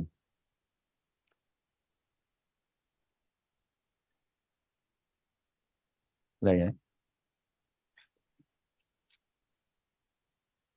ដោយសារតែយើងឲ្យតម្លៃទៅលើ digital នៅពេលដែលយើងមែនតើទៅនៅពេលដែលការពួកខ្ញុំធ្វើការនៅជាមួយជនជាតិបារាំងសាការីបារាំងយើងអានព័ត៌មានច្រើនតាក់ទងទៅនឹងការវិវត្តផ្នែក digital របស់ប្រទេសនៅអឺរ៉ុបដូច្នេះយើងដឹងថាគឺសង្គមកម្ពុជាយើងនឹងដើរទៅ online យ៉ាងខ្លាំងដូច្នេះនៅពេលដែលយើងបង្កើតបានជា website គឺយើងគិតដល់ភ្លាមគឺបង្កើត application តែម្ដងពេលនោះបង្កើត application ថ្លៃប៉ុន្តែយើងត្រូវ invest ពីព្រោះថាយើងដាក់អនាគតគឺ application ហ្នឹងនឹងដើរជាចំណែកមួយដ៏សំខាន់ថែមទៀតលើសតែពី website ដូច្នេះយើងបង្កើតនៅថ្មីដំបូងនោះ application បន្ទាប់តែម្ដងហើយនៅពេលដែលយើងបង្កើតថ្មី25គឺយើងបានគិតថាត្រូវមាន application ដែរទាំង Cambodia ជាដើម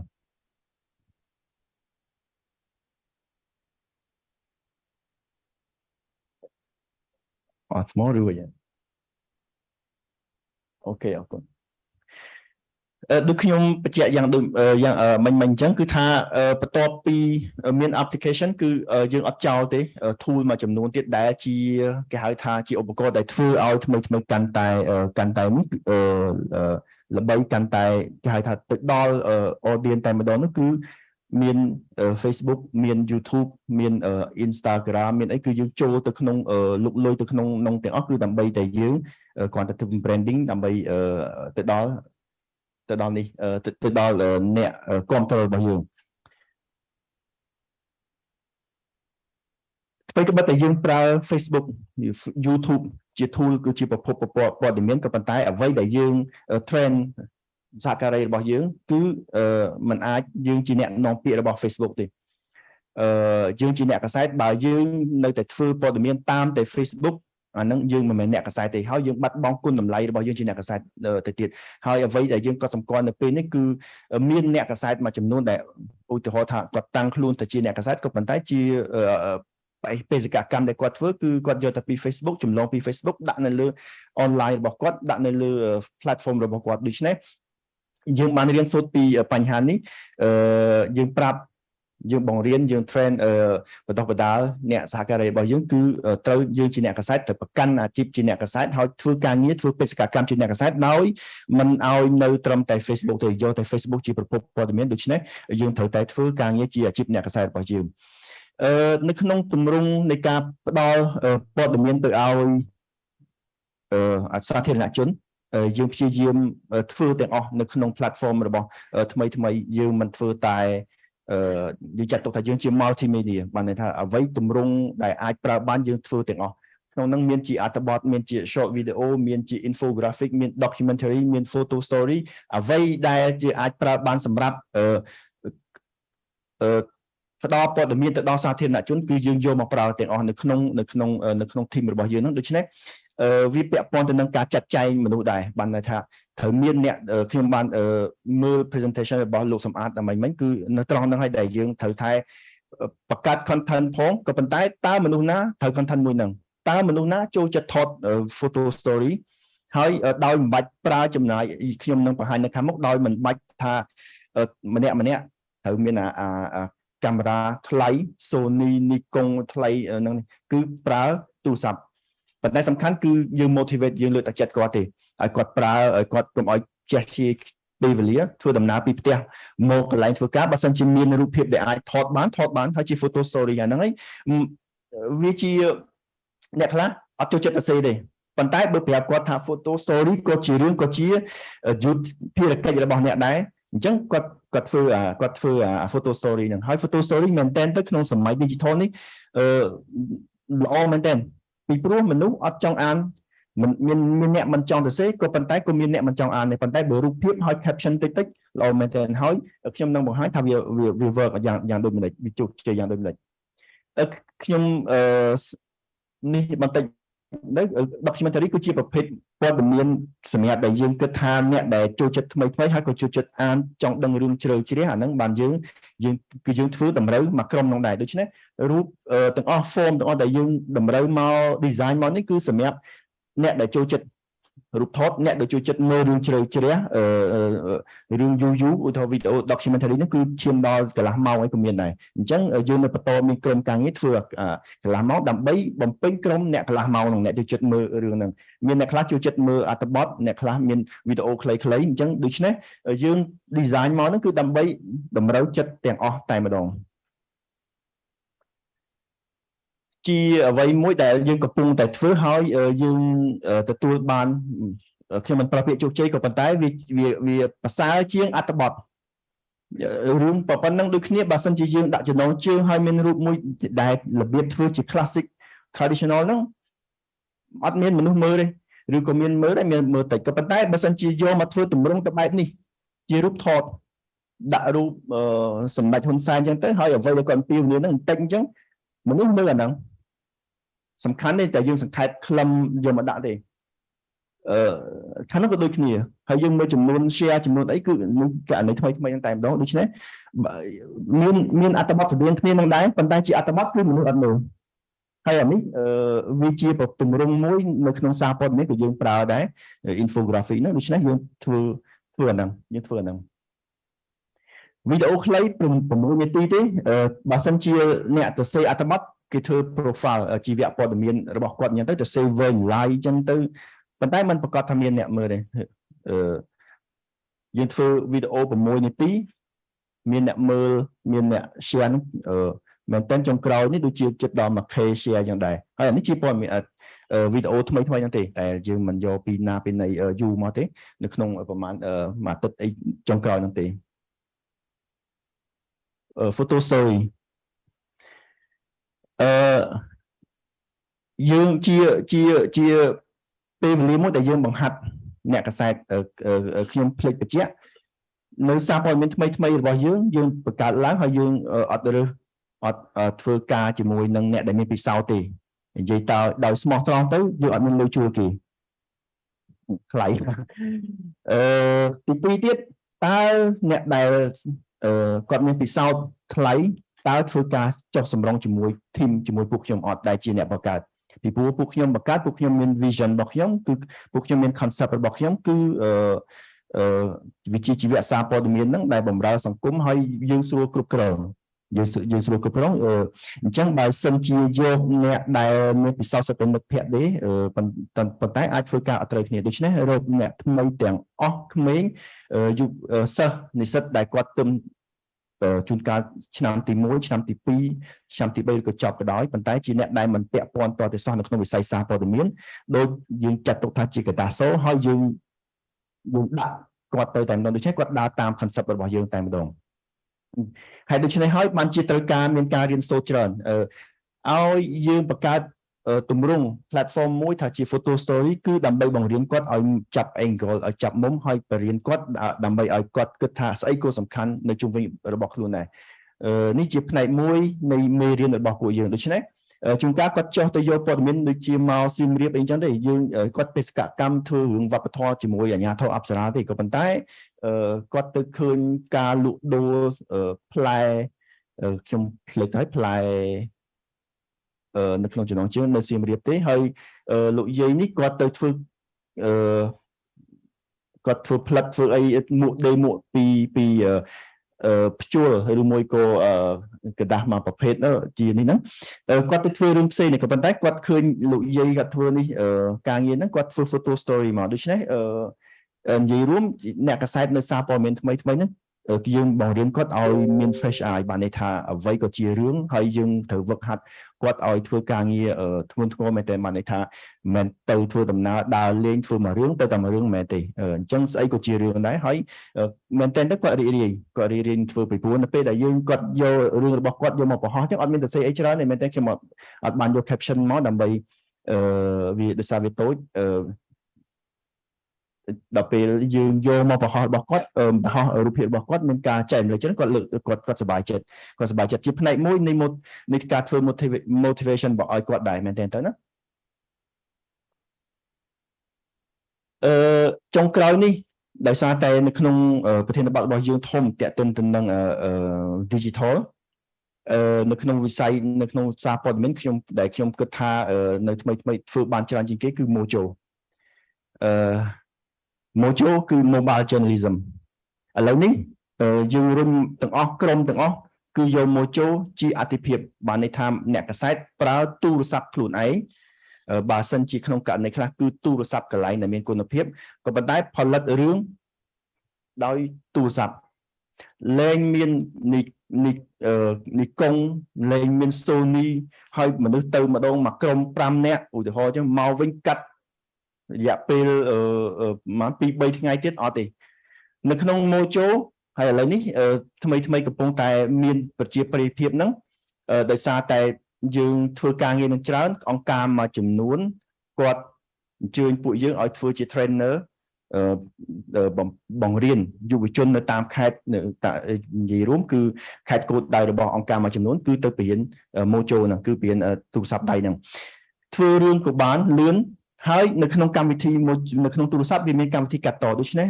ធ្វើ Mojo លក្ខណៈរបស់វាគឺ3នាទី2នាទី1នាទី5នាទីហ្នឹងគឺយើងអាចកាត់តកម្មវិធីហ្នឹងគឺនៅក្នុងទូរស័ព្ទទាំងអស់ដូច្នេះយើងប្រើអ្នកកាសែតតែម្នាក់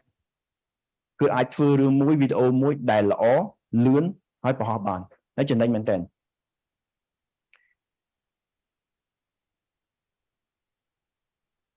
នេះជាឧទាហរណ៍ពេលខ្លះត្រូវការតែម្នាក់ផងបានថាគាត់មានជើងរបស់គាត់អា tripod ហ្នឹងគាត់ជួបប្រធានបទសំខាន់គាត់ត្រូវទូរស័ព្ទគាត់ត្រូវថតសម្ភាសន៍ភ្លាមជាមួយនឹងដៃជាមួយនឹងទូរស័ព្ទរបស់គាត់តែម្នាក់អញ្ចឹងដូច្នេះនេះគាត់មកបេសកកម្មនៅសៀមរាបគាត់ជួបអ្នកថតរូបជាងថតរូបគាត់និយាយពីជីវិតអ្នកថតរូបម៉ាស៊ីនធំហ្នឹងតើយ៉ាងម៉េចទៅហើយអញ្ចឹងគាត់ឃើញភ្លាមសុំសម្ភាសន៍បានលើកទូរស័ព្ទថតសម្ភាសន៍ភ្លាមសាច់រឿងប្រហែល 4-5 នាទីហ្នឹងគាត់គ្រប់គ្រងការសម្ភាសន៍ហ្នឹងឲ្យបានភ្លាមចប់ភ្លាមនៅក្នុងទូរស័ព្ទហ្នឹងមានកម្មវិធីកាត់តឲ្យស្រាប់អញ្ចឹងគាត់ edit គាត់ដាក់ឈ្មោះអីធ្វើអីហ្នឹងសឹងតែតម្លើងអក្សរបានទៀតដូច្នេះត្រឹមតែ1ម៉ោង2ម៉ោងក្រោយគឺយើងបានរឿងហ្នឹងបង្ហោះសម័យមើលថាយើងថត Nikon ថត Sony ថត Canon ត្រូវ export រូបចេញមកនៅក្នុងម៉ាស៊ីន laptop ឬមួយក៏ desktop យកមកកាត់តតម្លើងអក្សរតម្លើងអីមនុស្សខ្ជិលបាត់ប៉ុន្តែនេះអត់ទេអត់ខ្ជិលទេសបាយ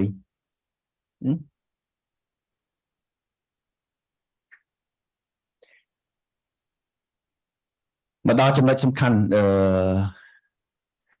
leadership តើពួកខ្ញុំដឹកនាំយ៉ាងដូចម្តេចក្នុងរយៈពេល10ឆ្នាំមកនេះleader by example មែនតើទៅអ្វីដែលលោកសំអាតបានធ្វើបទបង្ហាញរបស់គាត់ហ្នឹងគឺជាទ្រឹស្ដីរួមធំហើយល្អដែរដែលថាការរៀបចំឲ្យខ្ញុំមកក្រោយលោកសំអាតនេះគឺពួកខ្ញុំអនុវត្តផ្ទាល់តែម្ដងជាឧទាហរណ៍ជាក់ស្ដែងតែម្ដងនៅលើទ្រឹស្ដីដែលលោកសំអាតបានបង្ហាញគឺមានមួយចំនួនមិនទាំងអស់ leader by example ខ្ញុំជា founder លោកសុកលឹមជា founder ប៉ុន្តែមិនមែនជាអ្នកបញ្ជាទេពួកខ្ញុំធ្វើផ្ទាល់ខ្ញុំបានបញ្ជាក់ឲ្យថាសហការីថ្មីរបស់យើងសិតតែជាក្មេងថ្មីរើសមកចូលនៅក្នុងវិស័យសារព័ត៌មានលើកដំបូងដូច្នេះត្រូវដឹកដៃគាត់ធ្វើហើយបើដឹកដៃគាត់ធ្វើគឺពួកខ្ញុំធ្វើផ្ទាល់ ពីព្រោះថាយើងមាន internal training ទៀតដូច្នេះនៅ internal training គ្រាន់តែនិយាយអត់អស់ទេអញ្ចឹងលៀងដូចចុះធ្វើផ្ទាល់បរៀនផ្ទាល់មក team នឹងយ៉ាងម៉េចការងារទាំងអស់គឺធ្វើផ្ទាល់ហើយរហូតដល់សប្តាហ៍ថ្ងៃហ្នឹងពួកខ្ញុំនៅតែធ្វើអញ្ចឹងខ្ញុំនៅតែចុះលោកគីសុលីមនៅតែសម្ភាសនៅតែអីហើយដឹកនាំមនុស្សអ្នកដែលមកថ្មីហ្នឹងតាមដំបូងក៏ដោយបានមួយឆ្នាំក៏ដោយពីព្រោះវាមានអីត្រូវរៀនរហូតដូច្នេះពួកយើងដឹកនាំធ្វើតែម្ដងមិនតែជាការងារវិជ្ជាជីវៈសារព័ត៌មានទេក៏ប៉ុន្តែនឹងមានការងារគ្រប់គ្រងការងារ communication កាលណាគាត់មកធ្វើជាមួយយើងមិនរៀនសូត្រតារឿងធ្វើវិជ្ជាជីវៈហ្នឹងទេជួនកាលយើងឲ្យគាត់ជាអ្នកធ្វើទំនាក់ទំនងជាមួយនឹងបុគ្គលនៅពេលហ្នឹងដែលគាត់រៀនធ្វើទំនាក់ទំនងហើយអាទំនាក់ទំនងនេះបើសិនគាត់មិនរៀនគឺធ្វើអត់កើតទេទី2តេតទៅនឹងបរិញ្ញាហើយ train យើងធ្វើជាប្រចាំនៅក្នុងថ្មីរបស់យើងមានជាប្រចាំខែមានកម្រិតរបស់វាគឺរយៈពេល10ឆ្នាំនេះគឺយើងបន្តបង្រៀនយើងនេះរហូត motivate and encourage គាត់ធ្វើល្អយើងសរសើរសាមញ្ញទេតាមពិតយើងសរសើរយើងទៅជែកជាមួយគាត់ច្រើនយើងលើកទឹកចិត្តរបស់គាត់ថ្មីតាំងពីកើតមកនេះគឺបានមានការទទួលស្គាល់ពីអង្គការពី embassy ច្រើនពីស្ថានទូតច្រើនហើយពួកគេបានអញ្ជើញពួកយើងទៅយកព័ត៌មាននៅបរទេសច្រើនមែនទែនមុន COVID ពេលខ្លះមួយឆ្នាំមាន5-10 invitation មានដល់20អត់ដឹងនាំប៉ុន្តែទៅរហូត invitation ហ្នឹងគេនិយាយអំពីអីគេអញ្ជើញអ្នកកាសែតទៅក្នុងស្ថាប័នក្នុងប្រធានបទអីគេយើងរកមើលសហការីរបស់យើងមួយណាដូច្នេះអ្នកខ្លះគាត់ទៅរៀនត្រឹមឆ្នាំទី2ឬមួយក៏ទៅបញ្ចប់ប៉ុន្តែគាត់បានចេញធ្វើដំណើរទៅយកព័ត៌មាននៅក្រៅប្រទេសលើកតែចិត្តគាត់មែនទែននិយាយស្មោះត្រង់ប្រាក់ខែអត់ច្រើនទៀតហើយអានឹងដឹងឮនៅក្នុងសហគមន៍សារព័ត៌មានក៏មានសំណួរសួរមកពួកខ្ញុំដែរប្រាក់ខែអ្នកសារព័ត៌មាននៅថ្មីអត់ច្រើនទេប៉ុន្តែបានមនុស្សនៅធ្វើការឲ្យយូរមែនមិនមែនថាគ្មានអ្នកចេញទេមានអ្នកចេញតាមដោយបរិបទរៀងៗខ្លួនប៉ុន្តែក៏មិនច្រើនដែរប៉ុន្តែជារួមភាគច្រើនគឺនៅហេតុតែមិននៅត្រង់នេះហើយដែលខ្ញុំមើលឃើញថាលុយសំខាន់ក៏ប៉ុន្តែដំណាក់កាលណាមួយនោះមិនមែនរឿងលុយរហូតទេគឺពួកគាត់បានរៀនខ្ញុំយកស្របជាមួយបងនៅខាង fresh មានមនុស្សជាច្រើនដែលនៅជាមួយគាត់ធ្នូគាត់ថ្លឹងថ្លែងគាត់នៅនឹងគាត់បានរៀនច្រើនមែនទែនអញ្ចឹងប្រាក់ខែយុវជនឲ្យសហការីយើងទាំងអស់នៅក្នុង engagement and care ក៏មានបញ្ហា emotion ក្មេងខ្ញុំក៏ក្មេងគាត់យុវជនមកហ្នឹងគឺគេឥឡូវគេនិយមប្រើពាក្យមួយប៉ះអារម្មណ៍ធ្វើទៅបាត់តែនិយាយមកមិញល្អប៉ុន្តែប៉ះអារម្មណ៍មានសឹងរាល់ថ្ងៃហើយប៉ះអារម្មណ៍មានសឹងគ្រប់គ្នាធ្វើមិនសួរហ្នឹងប៉ះអារម្មណ៍ពីយើង management ផងប៉ះអារម្មណ៍គ្នាឯងផងពួកខ្ញុំត្រូវដឹងអាហ្នឹងពីព្រោះមែនតើមាន team មានប្រធាន team បណ្ដៃត្រូវ send អាហ្នឹងតើអ្នកណាមានអារម្មណ៍អីអ្នកណាប៉ះអារម្មណ៍អីហៅមកទៅជែកគ្នាឲ្យយោបល់ភ្លាមដោះស្រាយភ្លាមហើយអាហ្នឹងបើមិនដោះស្រាយទេទីបញ្ចប់គាត់ចេញហើយគាត់ដើរចេញដូច្នេះយើងធ្វើអា consolation ហ្នឹងច្រើនមែនតើធ្វើទៅបាត់តែគាត់ឈាមរាវដូចធម្មតាដែរយុវជនទូទៅដែរអូខឹងលឿនជួនកាលលោកគ្រូជួនកាលនិយាយលោកគ្រូខ្ញុំទៅស៊ីបាយកកនៅផ្សារវិញក៏បានដែរលោកគ្រូខ្ញុំចង់ធ្វើនោះទេអេមានប៉ិនមករៀន 3-4 ឆ្នាំចាយលុយពុកម្ដាយអត់មកកណ្ដោទៅស៊ីបាយកកវិញសិតតែគិតអត់ត្រូវដូច្នេះយើងនៅចាស់ទុំនៅហ្នឹងយើងចាស់ជាងគាត់ហ្នឹងយើងឆ្លងកាត់អាហ្នឹងគឺយើង care បានថាយើងជួយផ្ដល់យោបល់ឲ្យគាត់ថាហ្នឹងមានច្រើនដែរមែនតើមានច្រើនករណីដែរដល់ពេលយើងបង្ហាញផ្លូវទៅយើងបញ្យល់ទៅហើយពី3ថ្ងៃក្រោយមកគាត់រសាយអញ្ចឹងទៅអាហ្នឹងគាត់យល់ថាគាត់បានរៀនសូត្រពីយើងគាត់បានទទួលបានការយកចិត្តទុកដាក់ពីយើងអាហ្នឹងគាត់ធ្វើឲ្យគាត់ស្រឡាញ់ស្ថាប័នថ្មីដែរណា share opportunities នៅក្នុង management របស់យើងឲ្យផលប្រយោជន៍ទៅគាត់ មិនមែនជាក្រុមហ៊ុនដែលយកបានផលចំណេញចូលក្រុមហ៊ុនតែហ្មងទេគឺយើងផ្ទេរទៅឲ្យគាត់មានកម្រិតណាមួយពាក់ព័ន្ធនៅក្នុងជា share របស់ពួកយើងដូច្នេះជាគំនិតរបស់ពួកយើងនោះគឺមិនមែនបង្កើតថ្មីដើម្បី make profit ទេ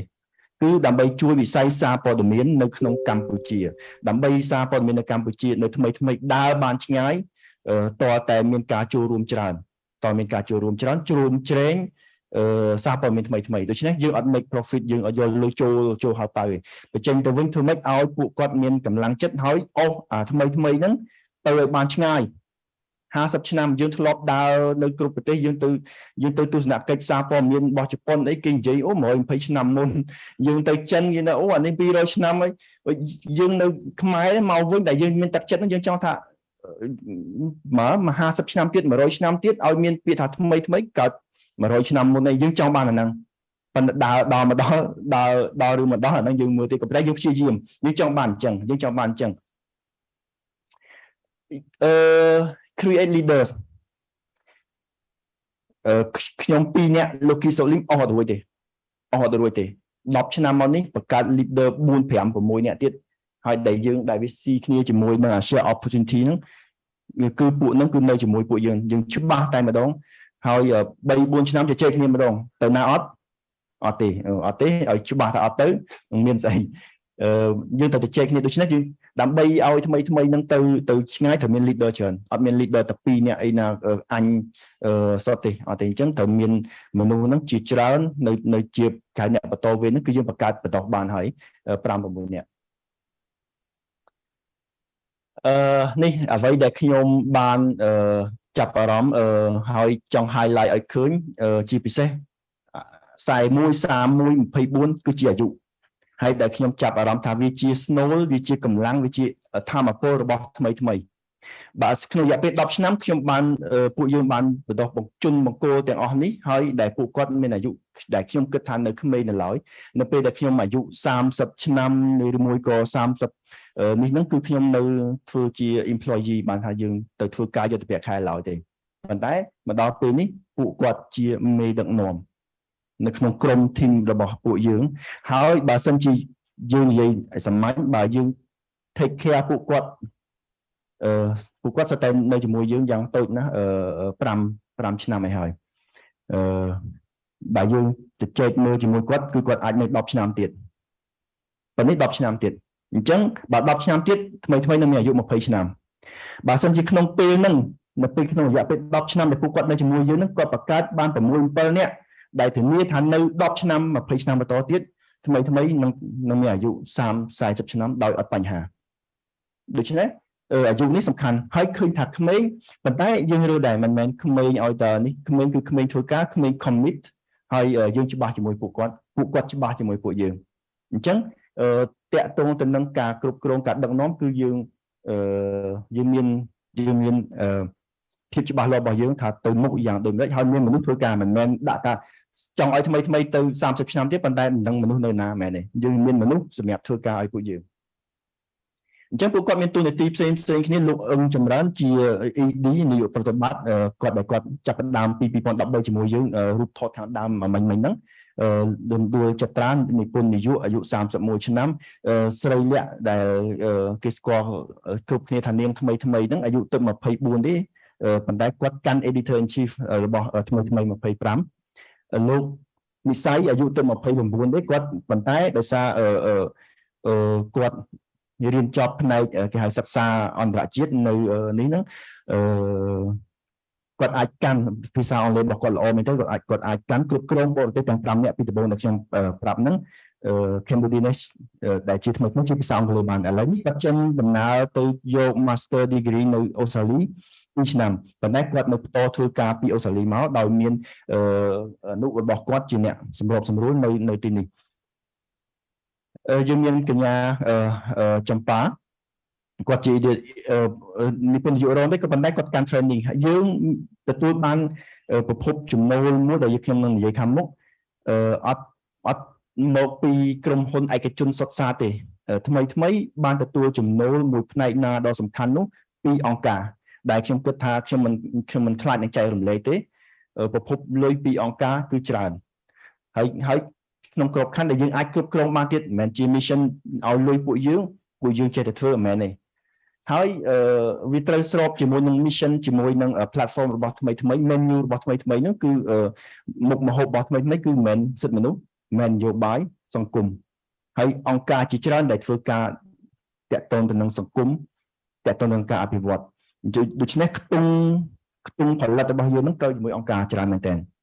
អញ្ចឹងត្រូវមានម្នាក់ធ្វើការជាមួយនឹងអង្គការបន្ទាប់មកសុកមានគាត់អាយុ29គាត់ក៏កាន់ project ដែរលោកវណ្ណាគាត់ជាប្រធានក្រុម Mojo ប្រធានផ្នែកបណ្ដុះបណ្ដាលផ្នែកទូរស័ព្ទហ្នឹងហើយនឹងយើងមានអ្នកកាន់ project មួយទៀត25អាយុក្មេងមែនទែនប៉ុន្តែធ្វើការជាមួយនឹងអង្គការធំបានពីព្រោះมันចង់បញ្ជាក់ថាមិនមែនសំខាន់លើអាយុសំខាន់លើសមត្ថភាពដែលគាត់អាចធ្វើបានហើយអង្គការគេទទួលស្គាល់គេធ្វើការងារល្អជាមួយថ្មីតាមរយៈទុនបង្គោលរបស់យើងហ្នឹងសម្រាប់ខ្ញុំចំណុចទី2មែនតើទៅខ្ញុំចង់ថាបង្ហាញមាន3ចំណុចទាក់ទងទៅនឹង content ដែរ leadership នៅក្នុង content ប៉ុន្តែខ្ញុំគិតថា content វានៅចូលស៊ីជម្រៅពេកវាត្រូវតាក់ទងជាមួយនឹងធនធានមនុស្សខ្ញុំគិតថានិយាយអំពីការបណ្ដុះបណ្ដាលធនធានមនុស្សមួយហើយទី2ចូលផ្នែក finance តែម្ដងចូលផ្នែក finance វាពាក់ព័ន្ធទៅនឹង leadership នឹងដែរខ្ញុំឃើញពាក្យ discipline របស់លោកសុកសំអាតដែរ discipline នៅក្នុង finance យើងត្រូវមានតម្លាភាពហើយយើងចាយបើសិនជាខ្ញុំនិយាយដល់ត្រង់នេះក៏បើសិនជាយើងនឹកឃើញអាslide មិញដែរថាមានជនបង្គោលយើងមួយចំនួនអ្នកកសែតយើងមួយចំនួនយើងឈ្មោះអ្នកកសែតក៏ប៉ុន្តែគាត់កាន់ project មិនមែនអ្នកកសែតធ្វើតែព័ត៌មានទេគាត់កាន់ project ដូច្នេះគាត់ធ្វើការងារវិជ្ជាជីវៈសារព័ត៌មានផងគាត់ជា manager របស់ project មួយផងដូច្នេះគាត់ហាត់ការងារ2ដ៏សំខាន់ហើយនៅពេលដែលយើងចង់ឲ្យ leadership នៅក្នុងវិស័យ finance នឹងទៅមុខមិនមែនតែពួកខ្ញុំនៅខាងលើសុទ្ធសាធទេត្រូវមានការងារមួយចំនួន project មួយចំនួនណានោះគឺជនបង្គោលរបស់យើងនឹងអ្នកកសែតរបស់យើងគាត់យល់ដែរពីព្រោះដើម្បីគាត់ទៅជាមួយយើងឲ្យបានឆ្ងាយគាត់ត្រូវយល់ពីរបៀបរកចំណូលរបស់ថ្មីហើយដើម្បីឲ្យគាត់យល់ដឹងអំពីចំណូលថ្មីគាត់ត្រូវធ្វើការនឹងផ្ទាល់តែម្ដងអញ្ចឹងអ្នកដែលកាន់ project មិញគឺសុទ្ធតែជាអ្នកដែល sign MOU ជាមួយនឹងអង្គការធំគាត់ដឹងថាលុយបានមកថ្មីប៉ុន្មានហើយគាត់ជាអ្នកចាត់ចែងលុយទាំងហ្នឹងត្រូវផលិតព័ត៌មានប្រមាណក្នុងមួយឆ្នាំប្រមាណក្នុងមួយខែតាមរបៀបណាគឺគាត់ចាត់ចែងដូច្នេះវាមានតម្លាភាពវាមាននៅក្នុងវិស័យហិរញ្ញវត្ថុនៅក្នុងវិស័យហិរញ្ញវត្ថុនៅក្នុងសារព័ត៌មានថ្មីយើងចង់បង្រៀនគាត់ថាតើយើងបានលុយមកយ៉ាងដូចម្ដេចយើងអត់ត្រូវលាក់ទេដូច្នេះជនបង្គោលរបស់យើងមួយចំនួនទាំងអស់មិញនេះគឺសុទ្ធតែគាត់ involve នៅក្នុងចំណុចទាំងអស់នេះដែលយើងបង្រៀនពួកគាត់ហ្នឹងហើយនៅពេលដែលគាត់ចាយលុយយើងត្រូវបរៀនគាត់ត្រូវ save យ៉ាងម៉េចក្រុមហ៊ុនมันអាចខ្ជិះបានទេអាហ្នឹងក៏ជឿធ្លុះអត់បានទេបានលុយមកសំទោសទាំងម៉ឺនមកលុយច្រើនចាយមិនស្រួលអស់ទៅវិញអត់បានលទ្ធផលឲ្យអង្គការគេទៀតហើយបញ្ហាចុងក្រោយធ្លាក់លើថ្មីដូច្នេះយើងបង្រៀនគាត់ឲ្យរៀនចាត់ចែងបញ្ហាហិរញ្ញវត្ថុនៅក្នុងក្រុមហ៊ុនយើងអត់ខ្លាចទេណាខ្ញុំមានប៉ុណ្ណេះ slide presentation របស់ខ្ញុំសូមអរគុណ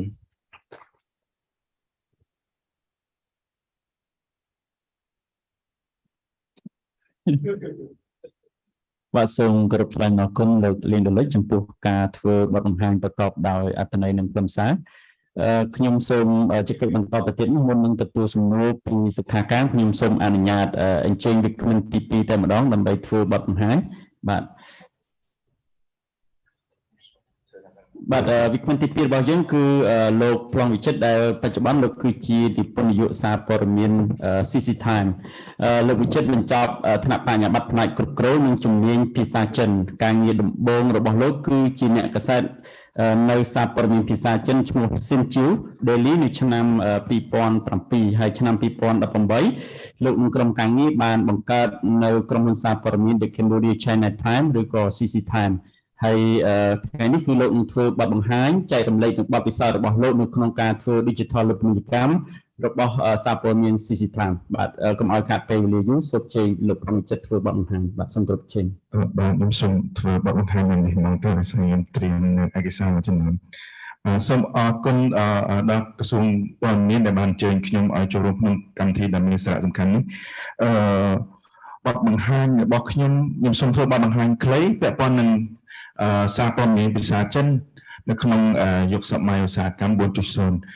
ចឹងដោយសារតែដូចមកគាត់បានណែនាំប្រវត្តិការងារខ្ញុំបន្តិចហើយប៉ុន្តែខ្ញុំសូមបន្ថែមបន្តិចដោយសារតែខ្ញុំបានធ្វើការងារនៅស្ថាប័នសារព័ត៌មានចិនអញ្ចឹងប្រហែលជាអាដាមលោកជំទាវភាគច្រើនពុំស្គាល់ខ្ញុំអញ្ចឹងខ្ញុំសូមណែនាំបន្តិចខ្ញុំចាប់ប្រកបជាការងារសារព័ត៌មានដំបូងនៅឆ្នាំ 2007 កាលនោះខ្ញុំធ្វើការនៅសារព័ត៌មានមួយនៅទីក្រុងភ្នំពេញជាសារព័ត៌មានភាសាចិនដែលមានឈ្មោះល្បីដែរនៅកាលនោះគឺជាវិនិយោគពីប្រទេសម៉ាឡេសារព័ត៌មាននឹងនៅប្រទេសម៉ាឡេល្បីខ្លាំងតែគាត់បរាជ័យនៅស្រុកខ្មែរគាត់បរាជ័យនៅស្រុកខ្មែរដោយសារអីដោយសារតែគាត់ដើរអត់ទាន់យុគសម័យ 0.4 នឹងគាត់ផ្សាយតាកាសែតសុទ្ធ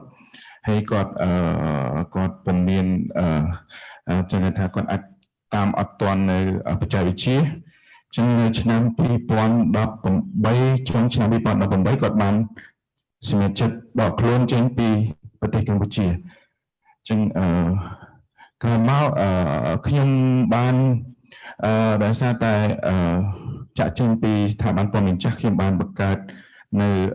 សារព័ត៌មានភាសាចិនមួយដែលមានឈ្មោះថា The Cambodia China Time ដែលហៅកាត់ថាTEDTHAN ហើយខ្ញុំបានក៏ជាអគ្គនាយករបស់ក្រុមហ៊ុនសារព័ត៌មាន TEDTHAN Media Quality ហើយក្រុមហ៊ុនរបស់យើងមានស្ថាប័នព័ត៌មានចំនួន 3 ក្រៅពី TEDTHAN ខ្លួនឯងយើងមានការបោះពុម្ពផ្សាយកាសែតប្រចាំថ្ងៃមានឈ្មោះថាThe Commercial News ឬជាភាសាខ្មែរថាសារព័ត៌មានពាណិជ្ជកម្មហើយ TEDTHAN ខ្លួនឯងហ្នឹងគឺមានជាភាសាចិនហើយភាសាខ្មែរ TEDTHAN យើងបង្កើតឡើងដំបូងយើងបដោតក៏ប៉ុន្តែក៏បដោតទៅលើផ្សាយទម្រង់ដូចបើយើងនិយាយឲ្យកាសែតរៀនច្បងចាស់ៗទម្រង់ដូច fresh news បិទមានថាព័ត៌មានផ្សាយទាន់ហេតុការណ៍ព័ត៌មានទូទៅតែយើងអត់បដោតលើមាតិកានយោបាយទេយើងផ្សាយតាជាមួយអ្វីដែលជនជាតិចិនក៏ចង់ដឹងពីខ្មែរយើងផ្សាយលឿនផ្សាយឲ្យទាន់ហេតុការណ៍អញ្ចឹងយើងផ្សាយដំបូងយើងបង្កើតឡើងយើងមានគេហទំព័ររបស់យើងនឹងជាគេហទំព័ររបស់យើងហើយយើងនឹងកើតជាកម្មវិធីទូរស័ព្ទដោយ app មកដល់បច្ចុប្បន្នមានអ្នក download app របស់យើងរាប់ម៉ឺនអ្នកបើយើងនិយាយពីជនជាតិចិនដែលគាត់រស់នៅខ្មែរយូរក្នុងទូរស័ព្ទដែលប្រកបពីច្រើនគាត់មាន app TEDTHAN អញ្ចឹងការទទួលបានព័ត៌មានដែលកើតឡើងទាំងទូចទាំងធំនៅប្រទេសកម្ពុជាគឺគាត់ក្តាប់អ្នកណាបើគាត់មិនមានទូរស័ព្ទដែលគាត់មាន app TEDTHAN គាត់ក្តាប់បានគាត់ទទួលបានព័ត៌មានគាត់ដឹងពីគោលនយោបាយគាត់ដឹងពីសម្ដេចនិយាយអីខ្លះថ្ងៃហ្នឹងគឺថាយើងផ្សាយដូចនេះចឹងយើងផ្សាយព័ត៌មានតរហេតុការណ៍រហូតកម្មវិធីសម្ដេចយើងពេលខ្លះយើងផ្សាយដល់10ដងជាងតែផឹងចឹងទៅពេលខ្លះដូចមានមិត្តភ័ក្តិជនជាតិចិនថាគាត់ប្រជុំគាត់ថាឲ្យគុំបាញ់ខ្លាំងពេកប្រជុំអញ្ចឹងប៉ុន្តែព័ត៌មានតរហេតុការណ៍អានឹងចំណុចសំខាន់របស់យើងដែរយើងរួមឲ្យទៅដល់ដៃគាត់ហ្មងអញ្ចឹងគាត់ឲ្យតែជាខ្លឹមសារណាយើងគិតថាគួរតែបាញ់យើងដាក់ផឹងអញ្ចឹងទៅហើយក៏ប៉ុន្តែដូចបងដែលលោកនិយាយចឹងក៏បង្កើតដំបូងសារព័ត៌មានអនឡាញសារព័ត៌មានមួយថ្មីនៅពេលដែលគេមិនទាន់ស្គាល់គឺពិបាកណាការយើងទទួលបានតែការទទួលស្គាល់ខ្លឹមសារការទទួលស្គាល់តែព័ត៌មានរបស់យើងគេឃើញខ្លឹមសារព័ត៌មានយើងល្អមួយក៏យើងលឿនគេចូលចិត្តយើងមានជាប្រយោជន៍ភាពមែនប៉ុន្តែក្រុមហ៊ុនមួយចំនួនដែលគាត់ចំណាយលុយលើយើងហ្នឹងគឺពុំមានតែដោយសារយើងផ្សាយនៅលើអនឡាញមិនមែនជាលោកកាសែត ដល់ពេលយើងផ្សាយអនឡាញយើងពឹងផ្អែកទាំងស្រុងនៅលើពាណិជ្ជកម្មចឹងកន្លះឆ្នាំដំបូងពិបាកតមែនទែនតែយើងខំប្រឹងទ្រាំដល់បច្ចុប្បន្នហ្នឹងយើងដើរបច្ចុប្បន្នហ្នឹងយើងជាង4ឆ្នាំហើយប៉ុន្តែបើនិយាយពីជោគជ័យយើងអត់តនិយាយថាយើងបានជោគជ័យទេតែយើងរឹងដៃជាងមុនច្រើនរឹងដៃរឹងជើងជាងមុនច្រើនទាំងប្រជាប្រិយភាពទាំងការជឿទុកចិត្តរបស់ក្រុមហ៊ុនទាំងចិនទាំងខ្មែរគាត់មានចុះផ្សាយពាណិជ្ជកម្មលើយើងច្រើនដូចខ្ញុំបាននិយាយអញ្ចឹងបើយើងប្រៀបធៀបការផ្សាយព័ត៌មានភាសាចិននៅស្រុកខ្មែរយើងអាចផ្សាយបានមុនគេដល់ទៅ24ម៉ោងដូចថារស័យមួយចំនួនដែលគាត់កំពុងរ៉ាន់នៅស្រុកខ្មែរហ្នឹងគាត់ផ្ដោតលើអាជីវកម្មកសែតរបស់គាត់លក់កសែតទេគាត់តាក់ទាញពាណិជ្ជកម្មនៅលើកសែតរបស់គាត់តែគាត់ផ្សាយយឺតអញ្ចឹងយើងមានចំណុចពិសេសរបស់យើងកន្លែងហ្នឹងខ្ញុំចង់លើកបន្តិចពាក់ព័ន្ធនឹងអាជីវកម្មកសែតភាសាចិននៅស្រុកខ្មែរចឹងនិយាយថាមុនឆ្នាំ2013មុនឆ្នាំ2013នៅ2007ដល់2013ហ្នឹងមានកសែតភាសាចិនដែលបោះពុម្ពផ្សាយនៅស្រុកខ្មែរហ្នឹងមានការលូតលាស់ខ្លាំងមែនទែនហើយការបោះពុម្ពកសែតប្រចាំថ្ងៃហ្នឹងមានដល់ទៅ5ក្រុមហ៊ុនដូចបងប្អូនអាដាមនៅពិន្ទុបានឃើញហ្នឹងគឺមានសារព័ត៌មានពាណិជ្ជកម្មរបស់ក្រុមហ៊ុនស៊ីថាងតមួយមានស្ថាប័នព័ត៌មានផ្សេងទៀតចំនួន4ផ្សេងទៀតតែមកដល់បច្ចុប្បន្នហ្នឹងគឺមានសល់តែ2ដែលនៅរស់3ទៀតហ្នឹងគាត់ប្រគល់ប្រជែងខ្លាំងផងហើយដោយសារ background ក្រុមហ៊ុនគាត់ខ្លះជួបបញ្ហាធនធានបញ្ហាវិធុផងហើយជាពិសេសហ្នឹងគឺដោយសារតែការអភិវឌ្ឍនៅបច្ចេកវិទ្យានឹងតែហ្មងបើសិនជាស្ថាប័នខ្លះគាត់ដើរអត់ទាន់គាត់ក៏បិទក្រុមហ៊ុនទៅស្ថាប័នខ្លះគាត់ដើរក៏មានកំណែតម្រង់ដែរប៉ុន្តែគាត់ណែរបស់គាត់យឺតពេកក៏គាត់នៅបន្តទៅមុខទៀតអត់បានអញ្ចឹងទៅក៏បច្ចុប្បន្នសតពីទេគឺកសែតមានឈ្មោះថាពាណិជ្ជកម្មរបស់ក្រុមហ៊ុនសហព័ន្ធមានស៊ីថាមីឌៀខូទីឌីរបស់ខ្ញុំកំពុងធ្វើការហ្នឹងហើយស្ថាប័នមួយទៀតឈ្មោះសហព័ន្ធមានចិនហ្វារបស់សម្ព័ន្ធសមាគមខ្មែរចិនអញ្ចឹងបើនិយាយពីសក្តានុពលរបស់អ្នកអានភាសាចិនមានថាកសែតភាសាចិនពឹងផ្អែកទៅលើអ្នកដែលគាត់ចេះអានភាសាចិនអញ្ចឹងនៅស្រុកខ្មែរយើងហ្នឹងបើតាមការresearch អង្គការទិន្នន័យរបស់សមាគមខ្មែរចិនអ្នកអានភាសាចិនទាំងអ្នកជនជាតិខ្មែរខ្សែសាលាចិនដូចខ្ញុំបាទអញ្ចឹង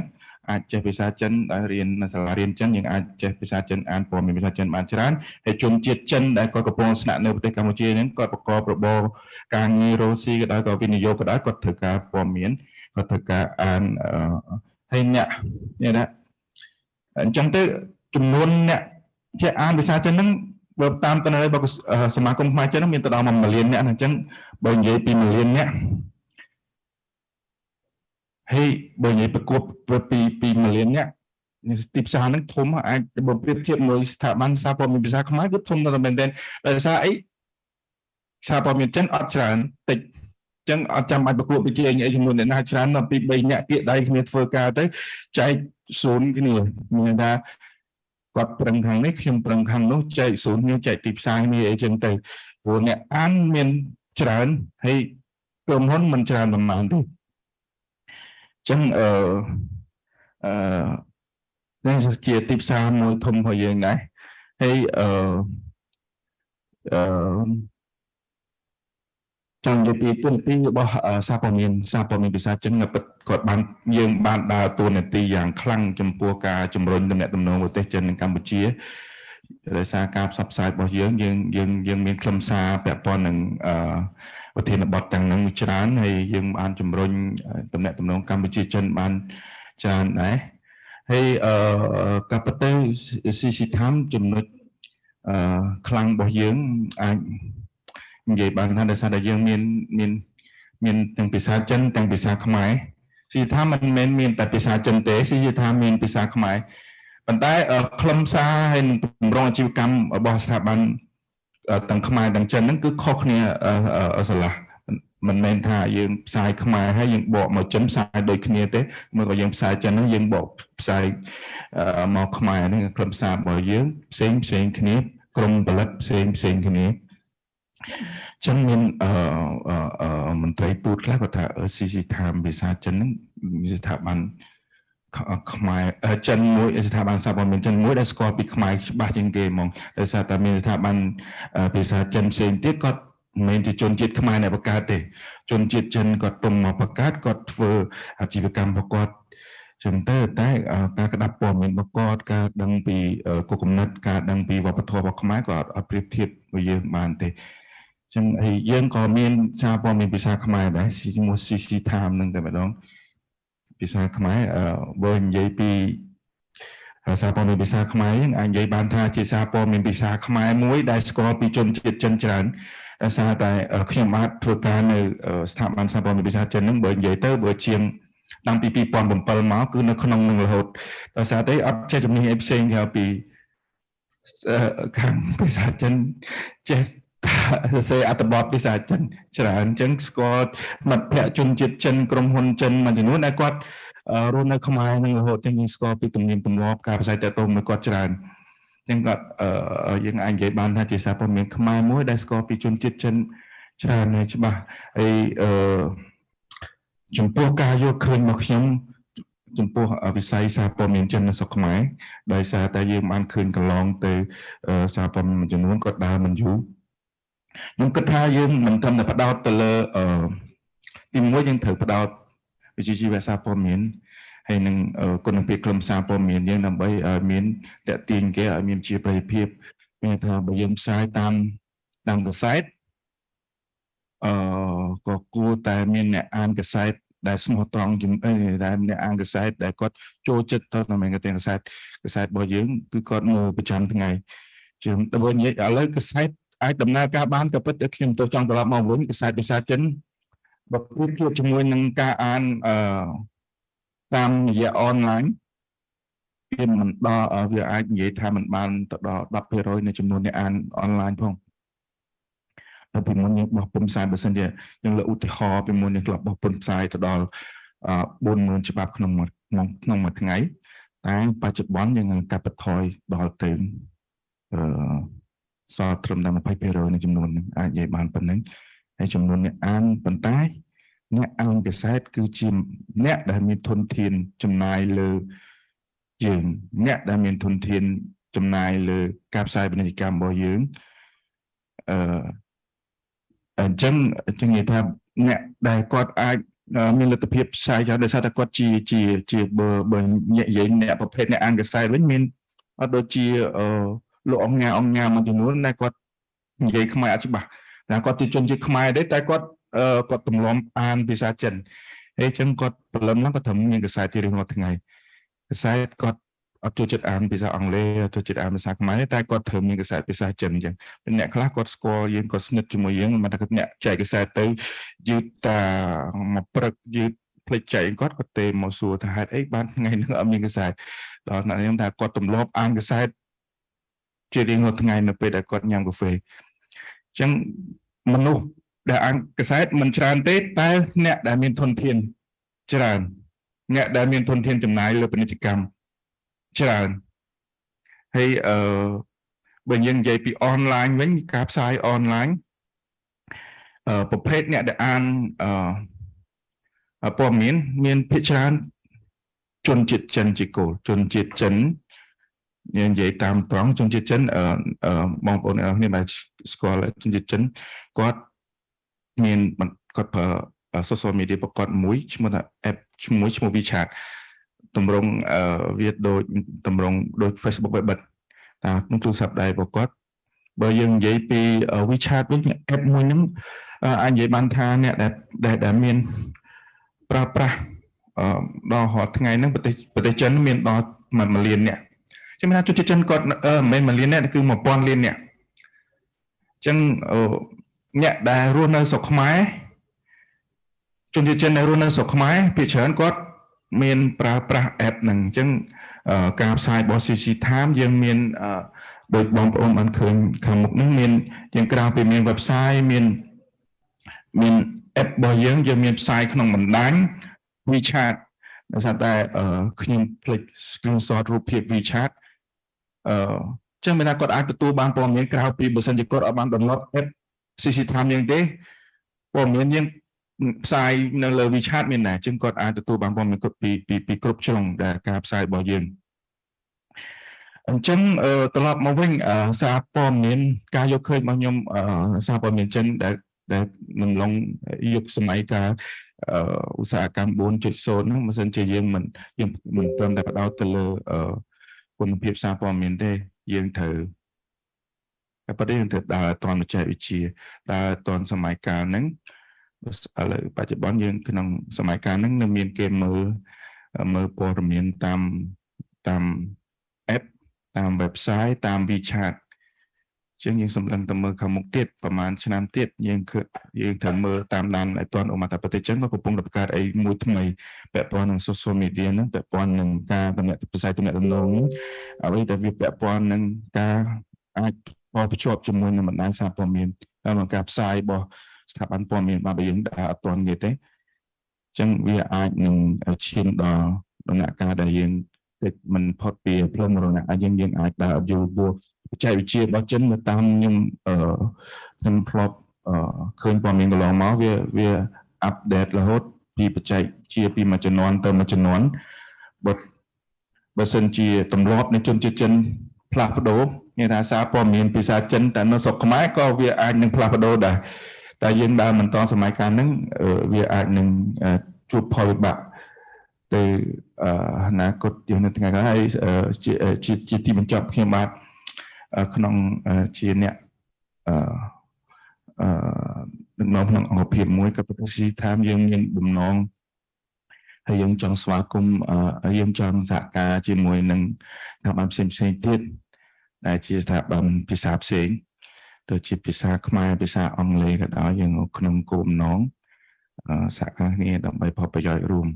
បាទសូមអរគុណបាទដែលសារពេលវេលាខ្លីខ្ញុំសូមធ្វើបទបង្ហាញខ្លីប៉ុណ្្នឹងបាទសូមអរគុណបាទ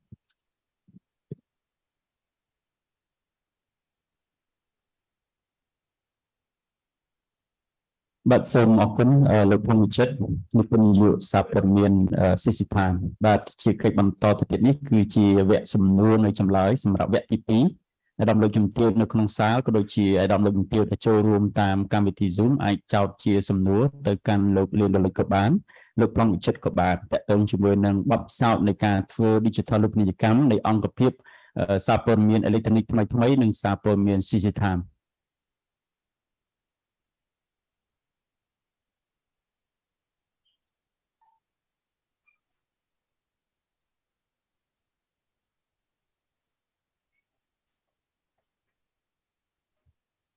បាទសំណួរ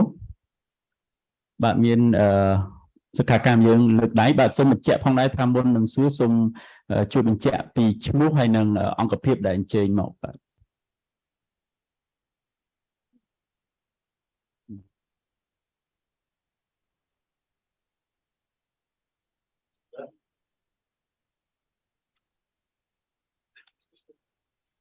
បាទសូមគោរពនឹងជម្រាបសួរបាទអាយដាមលោកជំទាវព្រមទាំងអង្គសិក្ខាសាលានៅក្នុងកម្មវិធីទាំងមូលបាទខ្ញុំបាទឈ្មោះលេងដេតមកពីសារព័ត៌មានកម្ពុជាថ្មីខ្ញុំមានពីសំណួរពាក់ព័ន្ធទៅនឹងវាគ្មិនទាំងពីរនាក់ដែលគាត់បានលើកឡើងនៅក្នុងសិក្ខាសាលាសំណួរទី1ចង់សួរទៅខាងបងលៀបរលឹកបងបានលើកឡើងអំពីពាក់ព័ន្ធទៅនឹងការងារបរិញ្ញាអ្នកសារព័ត៌មានថ្មីដែលគាត់ចូលថ្មីអញ្ចឹងចង់សួរបងអំពីបទពិសោធន៍ថាតើបងមានចិត្តសាស្ត្រធ្វើយ៉ាងម៉េចដើម្បីឲ្យពួកគាត់ក្នុងការឲ្យពួកគាត់រៀនឲ្យឆាប់ចេះយល់ដឹងនៅក្នុងវិស័យសារព័ត៌មានក៏ដូចជាការងារដែលបងបានធ្លាប់ធ្វើបទពិសោធន៍ដែលបងធ្លាប់ធ្វើកន្លងមកបាទមួយទៀតចង់សួរទៅបងខាងប្លង់វិចិត្រពាក់ព័ន្ធទៅនឹងសម័យដែលបងមានប្រសាសន៍ថាសម័យ digital យើងដើរឲ្យទាន់សម័យកាលអីចឹងព័ត៌មានភាគច្រើននៅលើ online ភាគច្រើន digital អញ្ចឹងបងហើយយើងមើលទៅបច្ចុប្បន្នបរិបទបច្ចុប្បន្នសារព័ត៌មានមួយចំនួនឡើងបោះពុំហើយ មានព័ត៌មានមួយចំនួនក៏បោះបង់ការព្រីតនៃជាដើមប៉ុន្តែTEDTHANឃើញនៅតែមានការព្រីនជាហាត់ជាអត្ថបទអីចឹងតើបងមើលឃើញយ៉ាងណាដែរបានជា TEDTHAN នៅតែមានការព្រីនជាអត្ថបទអរគុណបាទអរគុណសម្រាប់សំណួរជាបឋមសូមគោរពអាយដាមគណៈអធិបតីជាថ្មីហើយអរគុណបងអូនដេតមកពីខាងកម្ពុជាថ្មីដោយសារនេះជាកម្មវិធីចែករំលែកបទពិសោធន៍របស់ស្ថាប័នថ្មីអញ្ចឹងបើសិនជាឆ្លើយទៅវាមិនទូលំទូលាយយ៉ាងម៉េចក៏ប៉ុន្តែវាជាពិសោធន៍របស់ថ្មីផ្ទាល់ណាប្រហែលជាអ្នកដែលតាមដានថ្មីយើងអត់ដែលបានដឹងហើយយើងអត់ដែលប្រកាសរកអ្នកកាសែតផ្លូវការទេយើងអត់ដែលធ្វើ announcement ថារកបុគ្គលិកនេះបុគ្គលិកនោះអត់ដែលនៅថ្មីបើសិនជាយើងត្រូវការបុគ្គលិកគឺយើងប្រើវត្តទៅឲ្យសហការីហ្នឹងយើងប្រាប់សហការីរបស់យើងថាយើងត្រូវការបុគ្គលិកមិនមែនតែនឹកពួកគាត់ដឹងថាថ្មីត្រូវការបុគ្គលិកអីអញ្ចឹងយើងផ្ដាំតាមគ្នាទេអ្នកឯងមានពួកម៉ាក់អ្នកឯងនៅសាកលវិទ្យាល័យនៅរៀនទេមានអ្នកដែលចូលចិត្តទៅសេទេមានអ្នកអីដែលយើងផ្ដាំតាមតែគ្នាយើងទេហើយគ្នាយើងឬមួយក៏គ្នាយើងទទួលបានមានគេហៅថាមានបេក្ខជនតែម្ដងគ្នាយើងហ្នឹងឬមួយក៏គាត់មានបន្តគ្នាហេតុអីបានជាថ្មីយកហ្នឹងពីព្រោះយើងចង់ឲ្យមាន filter មួយមកតាមបុគ្គលិកសហការីរបស់យើងនេះនៅថ្មីយើងអត់ប្រើពាក្យបុគ្គលិកទេនៅក្នុងក្របខ័ណ្ឌនេះយើងឲ្យតម្លៃយើងហៅថាសហការីទេខ្ញុំថ្មីត្បិតជា founder ប៉ុន្តែអ្នកដែលទិញចូលបានមួយថ្ងៃក៏ជាសហការីខ្ញុំដែរអត់មែនបុគ្គលិកទេអញ្ចឹងអ្នកដែលនៅក្នុងថ្មីគាត់ស្គាល់គាត់មានឈាមថ្មីហីនិយាយចេះវិញគាត់មាន DNA របស់ថ្មីហីអញ្ចឹងថ្មីដំណើរការយ៉ាងដូចម្ដេចអ្នកដែលនៅក្នុងហ្នឹងគាត់ដឹងហើយអញ្ចឹងនៅពេលដែលគាត់ចង់យកមនុស្សម្នាក់មកធ្វើការតើតែគាត់ស្គាល់អ្នកនងច្បាស់ថាតើចរិតអ្នកនងឬមួយក៏គាត់មកសម្រាប់តែរកថវិកាប្រចាំខែដើម្បីធ្វើអីមួយឬមួយក៏គាត់ស្រឡាញ់មែនតើអញ្ចឹងយើងមានអ្វីដែលយើងផ្សព្វផ្សាយទៅគឺបើសិនជារើសអ្នកដែលចង់ទៅសេត្រូវតែអ្នកដែលចង់ទៅសេមែនតើអញ្ចឹងបុគ្គលិករបស់យើងឬមួយក៏សហការីរបស់យើងហ្នឹងគាត់ទៅរកមែនតើគាត់ទៅរកមកបើសិនជាអ្នកហ្នឹងមិនច្បាស់ទេទាំងអត្តជួនកាលចង់ទៅសេប៉ុន្តែចរិតមិនល្អលោកគ្រូយើងហៅគ្នាលោកគ្រូអញ្ចឹងអូខេឥឡូវបើសិនជាអ្នកដែលនឹងមកធ្វើការជាមួយអ្នកឯងមើលទៅថាมันល្អហើយយកមកធ្វើអីអញ្ចឹងគាត់រកអ្នកណាដែលតតែល្អហើយ fit ជាមួយថ្មីអញ្ចឹងជា filter មួយល្អមែនតើបើសិនជាអ្នកនឹងច្បាស់មាន passion ចង់ទៅសេគឺគាត់យកមកត្រូវហើយចរិតល្អទៀតអញ្ចឹងគាត់មានអា criteria មួយចំនួនល្អរួចស្រេចបាត់ហើយដល់ពេលចូលមករៀនអត់មានអីលំបាកអាហ្នឹងពេលហ្នឹងលើកខ្លួនឯងទៅតែដកចេញតែពីតើឆាវចរិតមិនល្អមកខ្ទាស់គេមកធ្វើទៅកើមកឆ្លុះគេឆ្លុះអីអាហ្នឹងយើង filter ហើយតាអញ្ចឹងបើគាត់ចង់មករៀនគឺគាត់មករៀនមែនតើអាហ្នឹងស្រួលប្រហែលទេអត់ចង់មករៀនមែនតើសួរតែបរិញ្ញាយ៉ាងដូចម្ដេចអាហ្នឹងខ្ញុំអាចនិយាយថាបើចង់ឲ្យហែទឹកធាក់តម្លាក់ពីស៊ីនមកគាត់មកដល់ភ្លាមឲ្យគាត់ទៅយកព័ត៌មានក្រសួងសេដ្ឋកិច្ចអីចឹងទៅហើយតាមពិតយើងមិន expect ថាគាត់យកស្អីមកទេប៉ុន្តែឲ្យអ្នកឯងទៅសិនអ្នកឯងទៅមើលបរិយាកាសទៅយកព័ត៌មានបែបម៉េចគេធ្វើអីខ្លះការរៀបចំយ៉ាងដូចម្ដេចខ្លះគេហៅគ្នាអាយដាមគេហៅគ្រប់គ្នាយ៉ាងដូចម្ដេចយើងបោះចូលទៅអញ្ចឹងហើយមកវិញដឹងតែអត់បានអីទេប៉ុន្តែរៀនបានអីខ្លះយើងនិយាយរួមចាប់ដើមពីអញ្ចឹងទៅហ្នឹងជាអ្វីដែលយើងធ្វើពីព្រោះជំរាបម្ដងទៀតយើងអត់រើសអ្នកកសែតមានពិសោធន៍ទេនៅថ្មីគឺចូលមកគឺLEANG ឆេញមកបានថាគឺទៅកើតមកហ្មងដូច្នេះបរៀនតាំងពីអញ្ចឹងឡើងអត់តន់ឲ្យទៅសេហើយបើសិនជាចង់ទៅសេមកពីណាឧទាហរណ៍នៅផ្ទះជួលបន្ទប់ជួលអញ្ចឹងជួនកាលជានិស្សិតមកតាមគ្នាបងសំទោសឲ្យដល់មកតាមគ្នាអញ្ចឹងមើលទៅសេពីពណ៌នាពីបន្ទប់ជួលឲ្យខ្ញុំមើលតិចមកអញ្ចឹងយើងអាចចេះភាសាខ្មែរអត់ទេវេយ្យាករណ៍ត្រូវអត់ទេចេះសង្កេតពីពណ៌នានៅបន្ទប់ជួលខ្លួនឯង 4-5 ឆ្នាំតិចទៅសេអត់ចេញវាអាចមានយ៉ាងណាមានដែរមិនដឹងទៅសេចាប់ក្បាលកតុយទៅណាអញ្ចឹងរបៀបបរិញ្ញាពួកយើងគឺអញ្ចឹងឯងហើយបើសិនជាជួនកាលមកអត្ថបទពីអត្ថបទមកយើងដឹងថាអូអក្សរខ្មែរល្អបាត់ហើយអញ្ចឹងបន្តជំនាញ បន្តជំនាញទៅគាត់ចូលចិត្តអីសេដ្ឋកិច្ចសង្គមមួយយ៉ាងម៉េចយើងហ៊ុនទៅតាមហ្នឹងដោយលោកសម្អាតគាត់ប្រាប់អញ្ចឹងយើងមើលអាហ្នឹងដែរអញ្ចឹងយើងរុញទៅអញ្ចឹងមែនតើទៅហើយមកតាមខេត្តអីយកមកទៅមកហើយជួនកាលលើកប្រើតំណែងតំណែងនិយាយអញ្ចឹងនិយាយរួមនៅក្នុងវិស័យសារព័ត៌មានមានអីមិនមែនមកទៅសេចង់ទៅសេហ្មងណាប្រើលើកជើងលើកលីកាមេរ៉ាប្រើបើកឡានធ្វើទាំងអស់នៅក្នុងអាជីពក្នុងសារព័ត៌មានហ្នឹងអញ្ចឹងនេះជាពិសោធន៍របស់ថ្មីសូមអរគុណ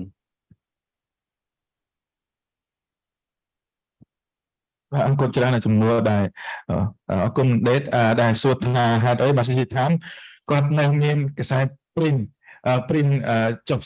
ចេញផ្សាយបបផ្សាយកសែតជាប្រចាំថ្ងៃនេះក៏ប៉ុន្តែ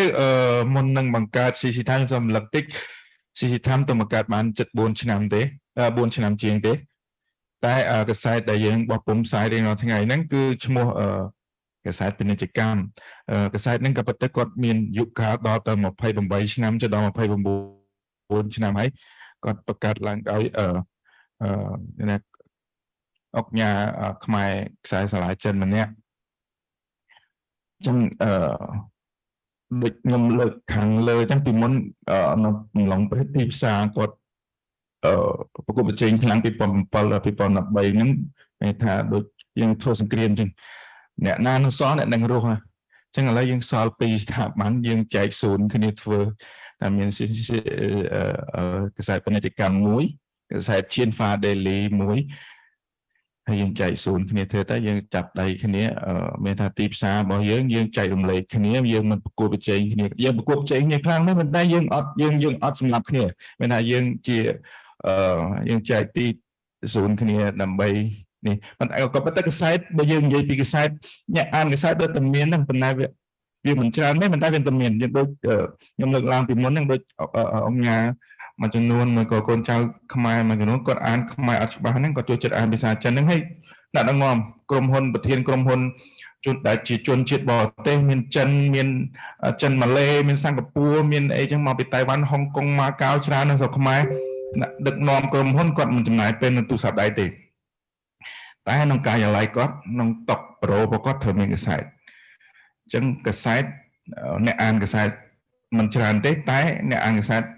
សិតតែអ្នកដែលមានសក្តានុពលដូចខ្ញុំលើកឡើងបានលើកឡើងអញ្ចឹងហើយដូចខ្ញុំបានលើកឡើងមកអញ្ចឹងគឺយើងចែកศูนย์គ្នាធ្វើដោយសារមានតែពីរស្ថាប័នទេ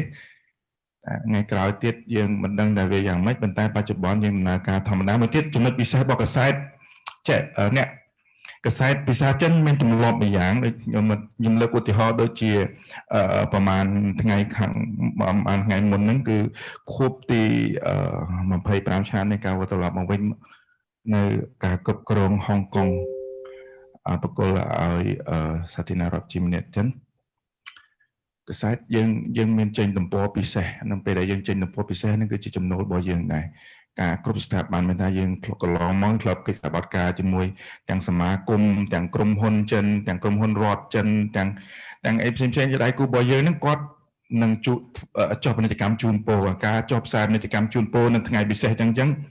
ពេលខ្លះយើងធ្វើតែកម្មវិធីហ្នឹងវាស្មើនឹងចំណូលយើងប្រចាំមួយឆ្នាំក៏មានដែរចឹងមិនត្រឹមតែពិធីទាំងហ្នឹងទេមានខូបឯករាជ្យរបស់ចិនខូបរបស់សមាគមចិនមួយដែលគាត់បង្កើតនៅស្រុកខ្មែរណាសមាគមចិននៅស្រុកខ្មែរមានច្រើនមានសភាពាណិជ្ជកម្មចិនហើយចំណោះឲ្យសភាពាណិជ្ជកម្មចិនហ្នឹងមានសភាពាណិជ្ជកម្មខេត្តមួយនៅប្រទេសចិននៅខ្មែរចំណោះអាយដាមលោកយុតិបាយស្គាល់ច្រើនណាអត់តែគាត់នៅប្រមូលផ្ដុំគ្នាគាត់បង្កើតជាសហគមន៍របស់គាត់បង្កើតជាសមាគមរបស់គាត់ហើយចិត្តគាត់មានសកម្មភាពគាត់ត្រូវការផ្សព្វផ្សាយទាំងការផ្សាយព័ត៌មានការផ្សាយពាណិជ្ជកម្មហើយខួបរបស់គាត់មិនថាគាត់បង្កើតថ្ងៃហ្នឹងអញ្ចឹង5ឆ្នាំក្រោយមានខួបរបស់គាត់ដែរអញ្ចឹងកសែតគាត់ដើរនៅតួនាទីមួយផ្សាយព័ត៌មានផងទាញផលប្រយោជន៍ពីគាត់ផងណាខួប5ឆ្នាំយើងធ្វើទៅពិសេសគាត់ដៃគូរបស់គាត់មិត្តភ័ក្តិរបស់គាត់ទម្លាប់ផ្ញើសារជូនពរ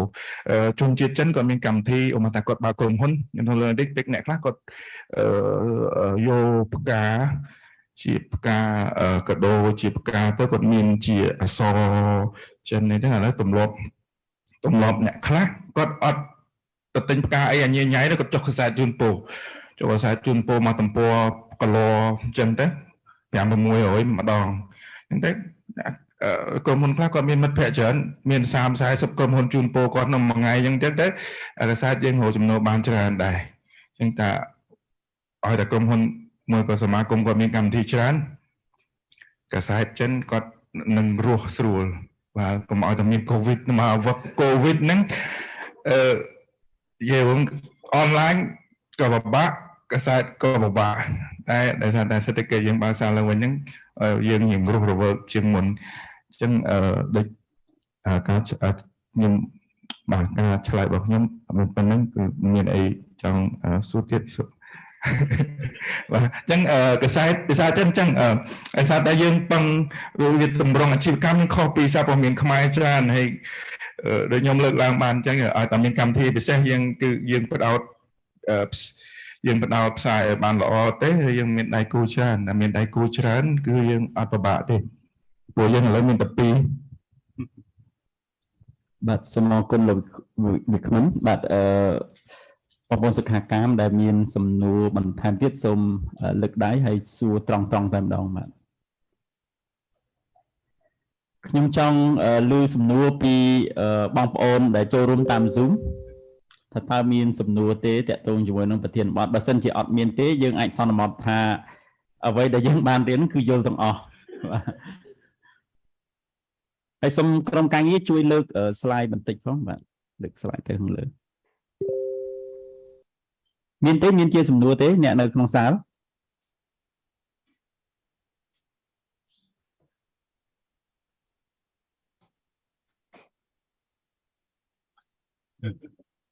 បើសិនជាមិនមានសំណួរទេខ្ញុំបាទសូមអនុញ្ញាតចូលរបៀបវេទបន្ទាប់គឺជាការផ្ដល់ជូននៅ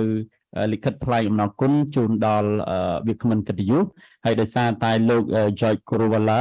កំពុងរស់នៅប្រទេសឥណ្ឌាដូច្នេះក្រុមការងារនឹងជូនលិខិតថ្លែងអំណរគុណតាមរយៈប្រព័ន្ធអេឡិចត្រូនិកបាទខ្ញុំបាទសូមគោរពអនុញ្ញាតអញ្ជើញឲ្យដំពុសវណ្ណប្រធានរាជរដ្ឋាភិបាលទទួលបន្ទុកជាអគ្គនាយកនៃអគ្គនាយកដ្ឋានព័ត៌មាននិងសោតទស្សន៍អញ្ជើញផ្ដល់កិត្តិយសឡើងលើវេទិកានិងសូមគោរពអញ្ជើញផ្ដល់នៅលិខិតថ្លែងអំណរគុណជូនដល់វាគ្មិនកិត្តិយសរបស់យើងហើយវាគ្មិនកិត្តិយសដំបូងគេខ្ញុំបាទសូមគោរពអញ្ជើញលោកសុកសំអាតបាទសូមអបអរសាទរ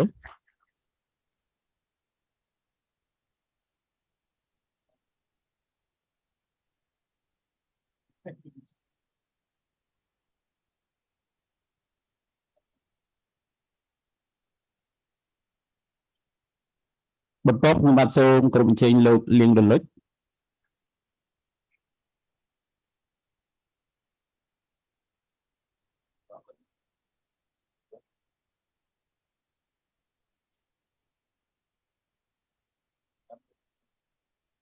បាទនឹងជាចុងក្រោយសូមគោរពអញ្ជើញលោកប្លង់វិចិត្រ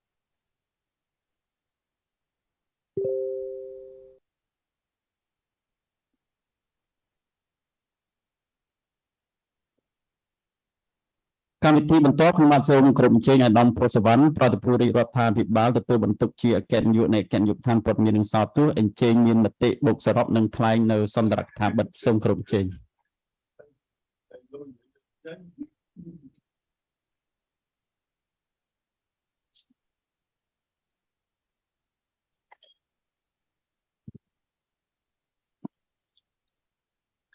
ជាបឋមក្នុងនាមក្រសួងព័ត៌មាននិងក្នុងនាមក្រុមការងាររៀបចំនៅក្នុងនាមខ្លួនខ្ញុំផ្ទាល់សូមសម្ដែងនៅការអរគុណយ៉ាងច្រើននៃការមកចំពោះវាគ្មិនយើងដែលបានចូលរួមថ្ងៃនេះហើយដែលបានចែករំលែកនៅបទពិសោធន៍ការងារតាក់ទងជាមួយនឹងភាពជាអ្នកដឹកនាំការងារតាក់ទងជាមួយនឹងបញ្ហាប្រឈមអំពីបដិវត្តឧស្សាហកម្មទី4និយាយថាបដិវត្តឧស្សាហកម្មទី4ទៅដែល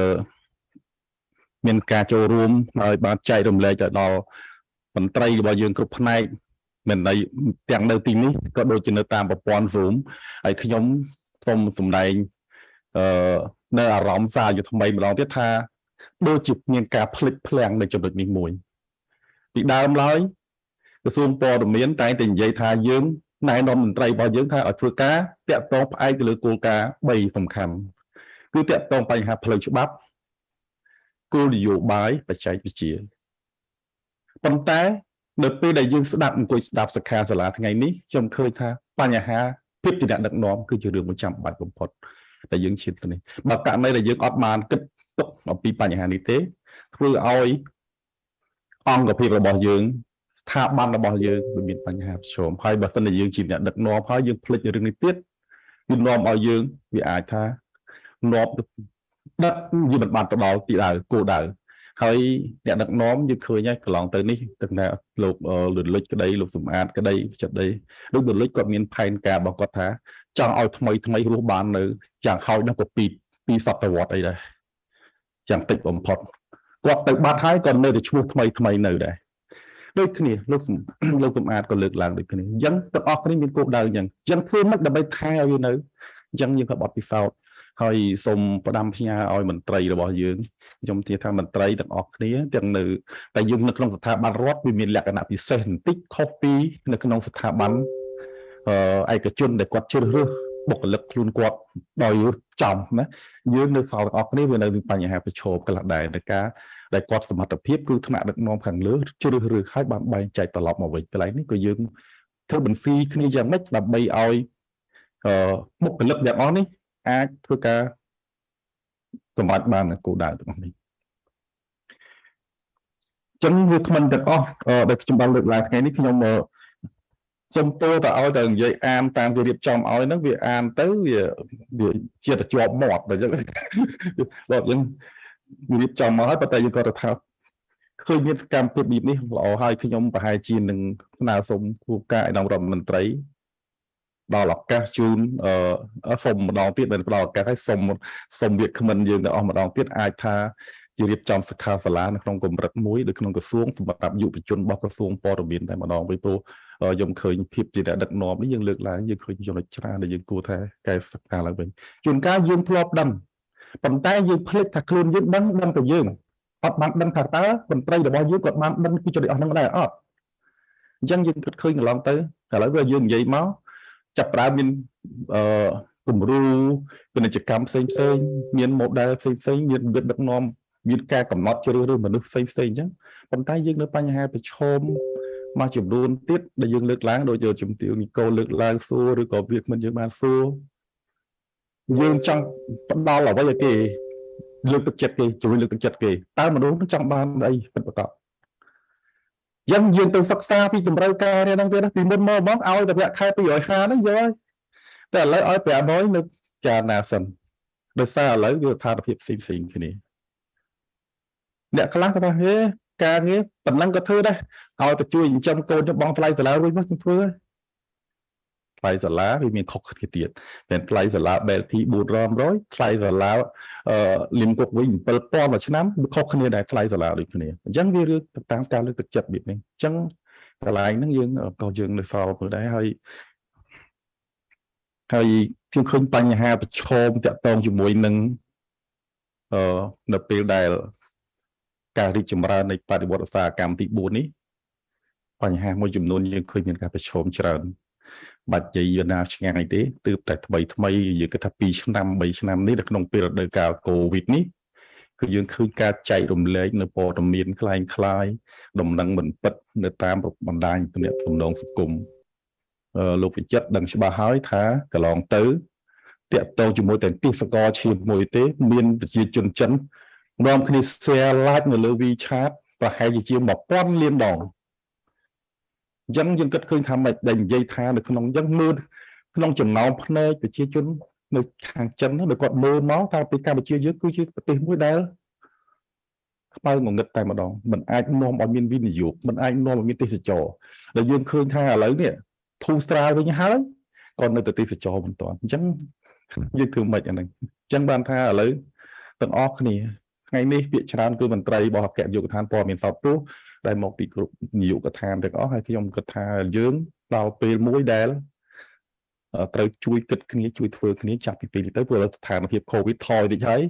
យអ្នកទាំងអស់គ្នាកន្លងទៅក៏យើងអាចថាស្រឡះដៃលែងឲ្យតិចទៅតើផ្អែកលើកូវីដផងគឺការវិទះមកក៏បានរបាយការណ៍មានក៏មានមិនមានក៏ធម្មតាណាតែយើងត្រូវការងារច្រើនក្នុងក្នុងនេះហើយមួយទៀតសូមទោសអ្នករៀបចំដែរដែលកម្មវិធីយើងថ្ងៃនេះគ្រោងធ្វើពេញមួយថ្ងៃ ប៉ុន្តែដោយសារយើងមានការចូលរួមសំណួរចម្លើយនេះវានៅសល់តិចអញ្ចឹងយើងធ្វើឲ្យពេលវេលាយើងនៅសល់ហើយយើងនិយាយរួមទៅគណៈនាយកដ្ឋានក៏នឹងទើបតែទទួលបាននៅភារកិច្ចថ្មីបន្ថែមទៀតដែលអាចថាយ៉ាងយូរថ្ងៃច័ន្ទនេះទៅចូលទាំងអស់គ្នាទៀតហើយសម្រាប់ការងារតាក់ទងជាមួយនឹងអាស៊ានរដ្ឋមន្ត្រីការបរទេសលើកទី55ដែលគ្រោងធ្វើនៅក្នុងចុងខែកក្កដានេះដើមខែសីហានេះអញ្ចឹងរយៈពេលអត់យូរសល់កន្លះខែទៀតហើយខ្ញុំជឿថាអ្នកសារព័ត៌មានខ្លះគាត់បានចុះឈ្មោះហើយមន្ត្រីដែលត្រូវ approve ឲ្យគេបាននឹងនៅអ្នកទាំងអស់ហើយអត់បានអង្គុយមើលនៅទេអញ្ចឹងវាអាចថាឆ្លោះទុកពេលសម្រាប់បន្តិចហើយយើងប្រហែលយើងនឹងធ្វើការទាំងថ្ងៃសៅរ៍និងថ្ងៃអាទិត្យផងនៅក្នុងពេលតិចទៀតនេះអញ្ចឹងខ្ញុំឆ្លៀតឱកាសនេះមិនអីទេតែគាត់ថាចង់ផ្ដាំផ្ញើជូនទៅដល់ប្រព័ន្ធផ្សព្វផ្សាយសារព័ត៌មានរបស់យើងនោះថាឲ្យចូលរួមទាំងអស់គ្នាចង់និយាយចេះកន្លែងចំណុចនេះអ្នកសារព័ត៌មានមានការងារតាក់ទងជាមួយនឹងវិជ្ជាជីវៈហើយមានប្រព័ន្ធបច្ចេកវិទ្យាថ្មីហើយប៉ុន្តែយើងត្រូវគិតគូរអំពីក្រមសីលធម៌របស់យើងឲ្យច្បាស់លាស់ផងយើងរាល់ថ្ងៃយើងមានសល់បញ្ហានេះហើយខ្ញុំពីថ្ងៃនេះមកពីថ្ងៃ13ថ្ងៃនេះលើខាងមណ្ឌលព័ត៌មានរាយការណ៍មកតាក់ទងជាមួយតែអ្នកសារព័ត៌មានយើងត្រូវបានសមត្ថកិច្ចមានវិធានការយើងជឿថាមានវិធានការហើយយើងមើលទៅឃើញបញ្ហាទាំងអស់នេះវាស្មុគដែលយើងឃើញថាកូនចៅរបស់អ្នកខ្លះគេនិយាយថាកូនចៅបងសវណ្ណពូសវណ្ណហ្នឹងគឺដើរតែគោះលុយអញ្ចឹងតែអាហ្នឹងយើងអត់ចង់លឺភាសាហ្នឹងទេហើយគាត់ទៅវាមានបញ្ហាប្រឈមផ្លូវច្បាប់ឲ្យធ្វើបាច់វាយើងគាត់ធ្វើខុសហើយខ្ញុំសង្កេតមើលឃើញថាអ្នកសារព័ត៌មានអាជីពប្រហែលតាំងពីកកើតមកដូចឥឡូវខាងបុគ្គលិកថ្មីដល់តែឃើញជួបទេបើទៅដែលជាប់បញ្ហាជាមួយអាជ្ញាធរឯងភ្នំពេញប៉ុស្តិ៍អីដូចគេកម្រឃើញខ្មែរថាមអីធំនៅតែគេគោរពនឹងការវិជ្ជាជីវៈហើយឯកសារទាំងអស់មុនផ្សព្វផ្សាយត្រូវបានត្រួតពិនិត្យដោយនិពន្ធនយោបាយអីផ្សេងទៀតហើយនឹងមានការចង្កល់បង្ហាញអីចឹងទៅយើងអាចរួចប៉ុន្តែយើងទៅសល់សារព័ត៌មានមួយចំនួនទៀតដែលគាត់ចាប់ផ្ដើមអញ្ចឹងគាត់ទៅជាប់គាត់អ្នកសារព័ត៌មានប៉ុន្តែគាត់ជាប់ទោសមិនមែនជាប់នៅក្នុងវិជ្ជាជីវៈទៀតគាត់ទៅធ្វើផ្សេងអញ្ចឹងចំណុចទាំងអស់នេះយើងស្នើសុំឲ្យគាត់ត្រូវការពិនិត្យមើលឲ្យច្បាស់លាស់អំពីមាតិកាព័ត៌មានយើងនេះហើយយើងអាចជំរុញឲ្យវាការផ្សព្វផ្សាយបានទូលំទូលាយ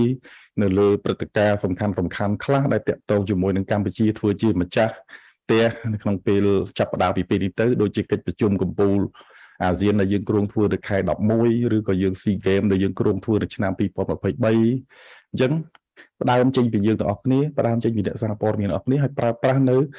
ដែលយើងគិតថាបច្ចេកវិទ្យាដែលក្នុងការបំពេញបន្ថែមថាបដិវត្តឧស្សាហកម្មទី4នេះដែលបន្តឲ្យក្មេងៗជំនាន់ក្រោយគាត់ចាប់ផ្ដើមមើលនេះលោកពិចិត្រនិយាយមិញថាមួយចំណែកគាត់នៅរក្សាទុកឲ្យសម្រាប់រយៈវែងចំណាស់ជនជាតិចិនគាត់នេះប៉ុន្តែខ្ញុំជឿថាបងប្អូនកូនកាប់ចិនខ្មែរហ្នឹងដល់ដែលក្មេងៗក៏គាត់លែងមើលដែរគាត់ទៅមើលចាប់ដើមមើលអេបហ្នឹងហើយដូចខ្ញុំលើកឡើងខាងដើមអញ្ចឹងបើសិនជាមានការរីកចម្រើនទេមិនមែន1000លានដងតែនេះហើយបើសិនជាកសែតបោះក៏យើងមើលវាមិនទាន់ដែរខ្ញុំជឿនេះអានេះលឿនមែនទែន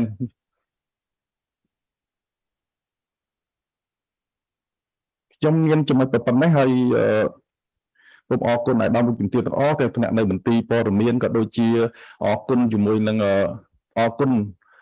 អង្គការ AIBD ដែលបានបញ្ជូននៅវាគ្មិនដែលមក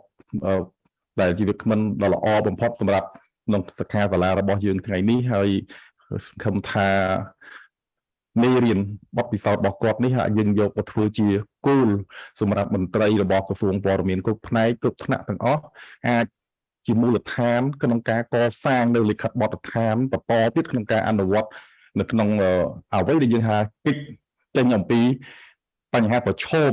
ទាំងអស់នោះអាចថាឥឡូវបើសិនជាយើងថាឃើញហ្នឹងគឺបញ្ហាប្រឈមមួយចំនួនទាក់ទងជាមួយនឹងហានិភ័យផ្នែក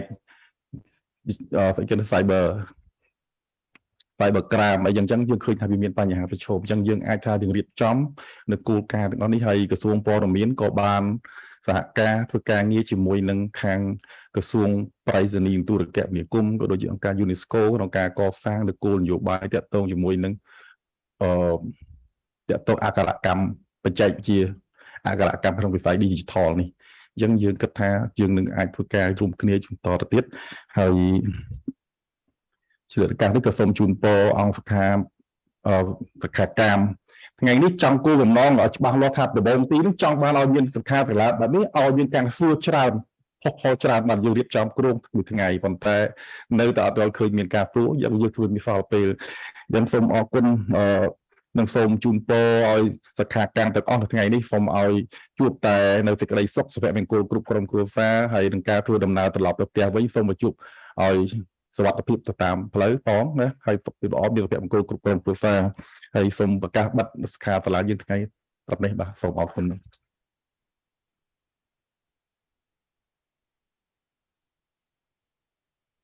បាទសូមគោរពថ្លែងនៅអំណរគុណយ៉ាងជ្រាលជ្រៅជូនជំនួសអាយដាម ប្រសិទ្ធវណ្ណ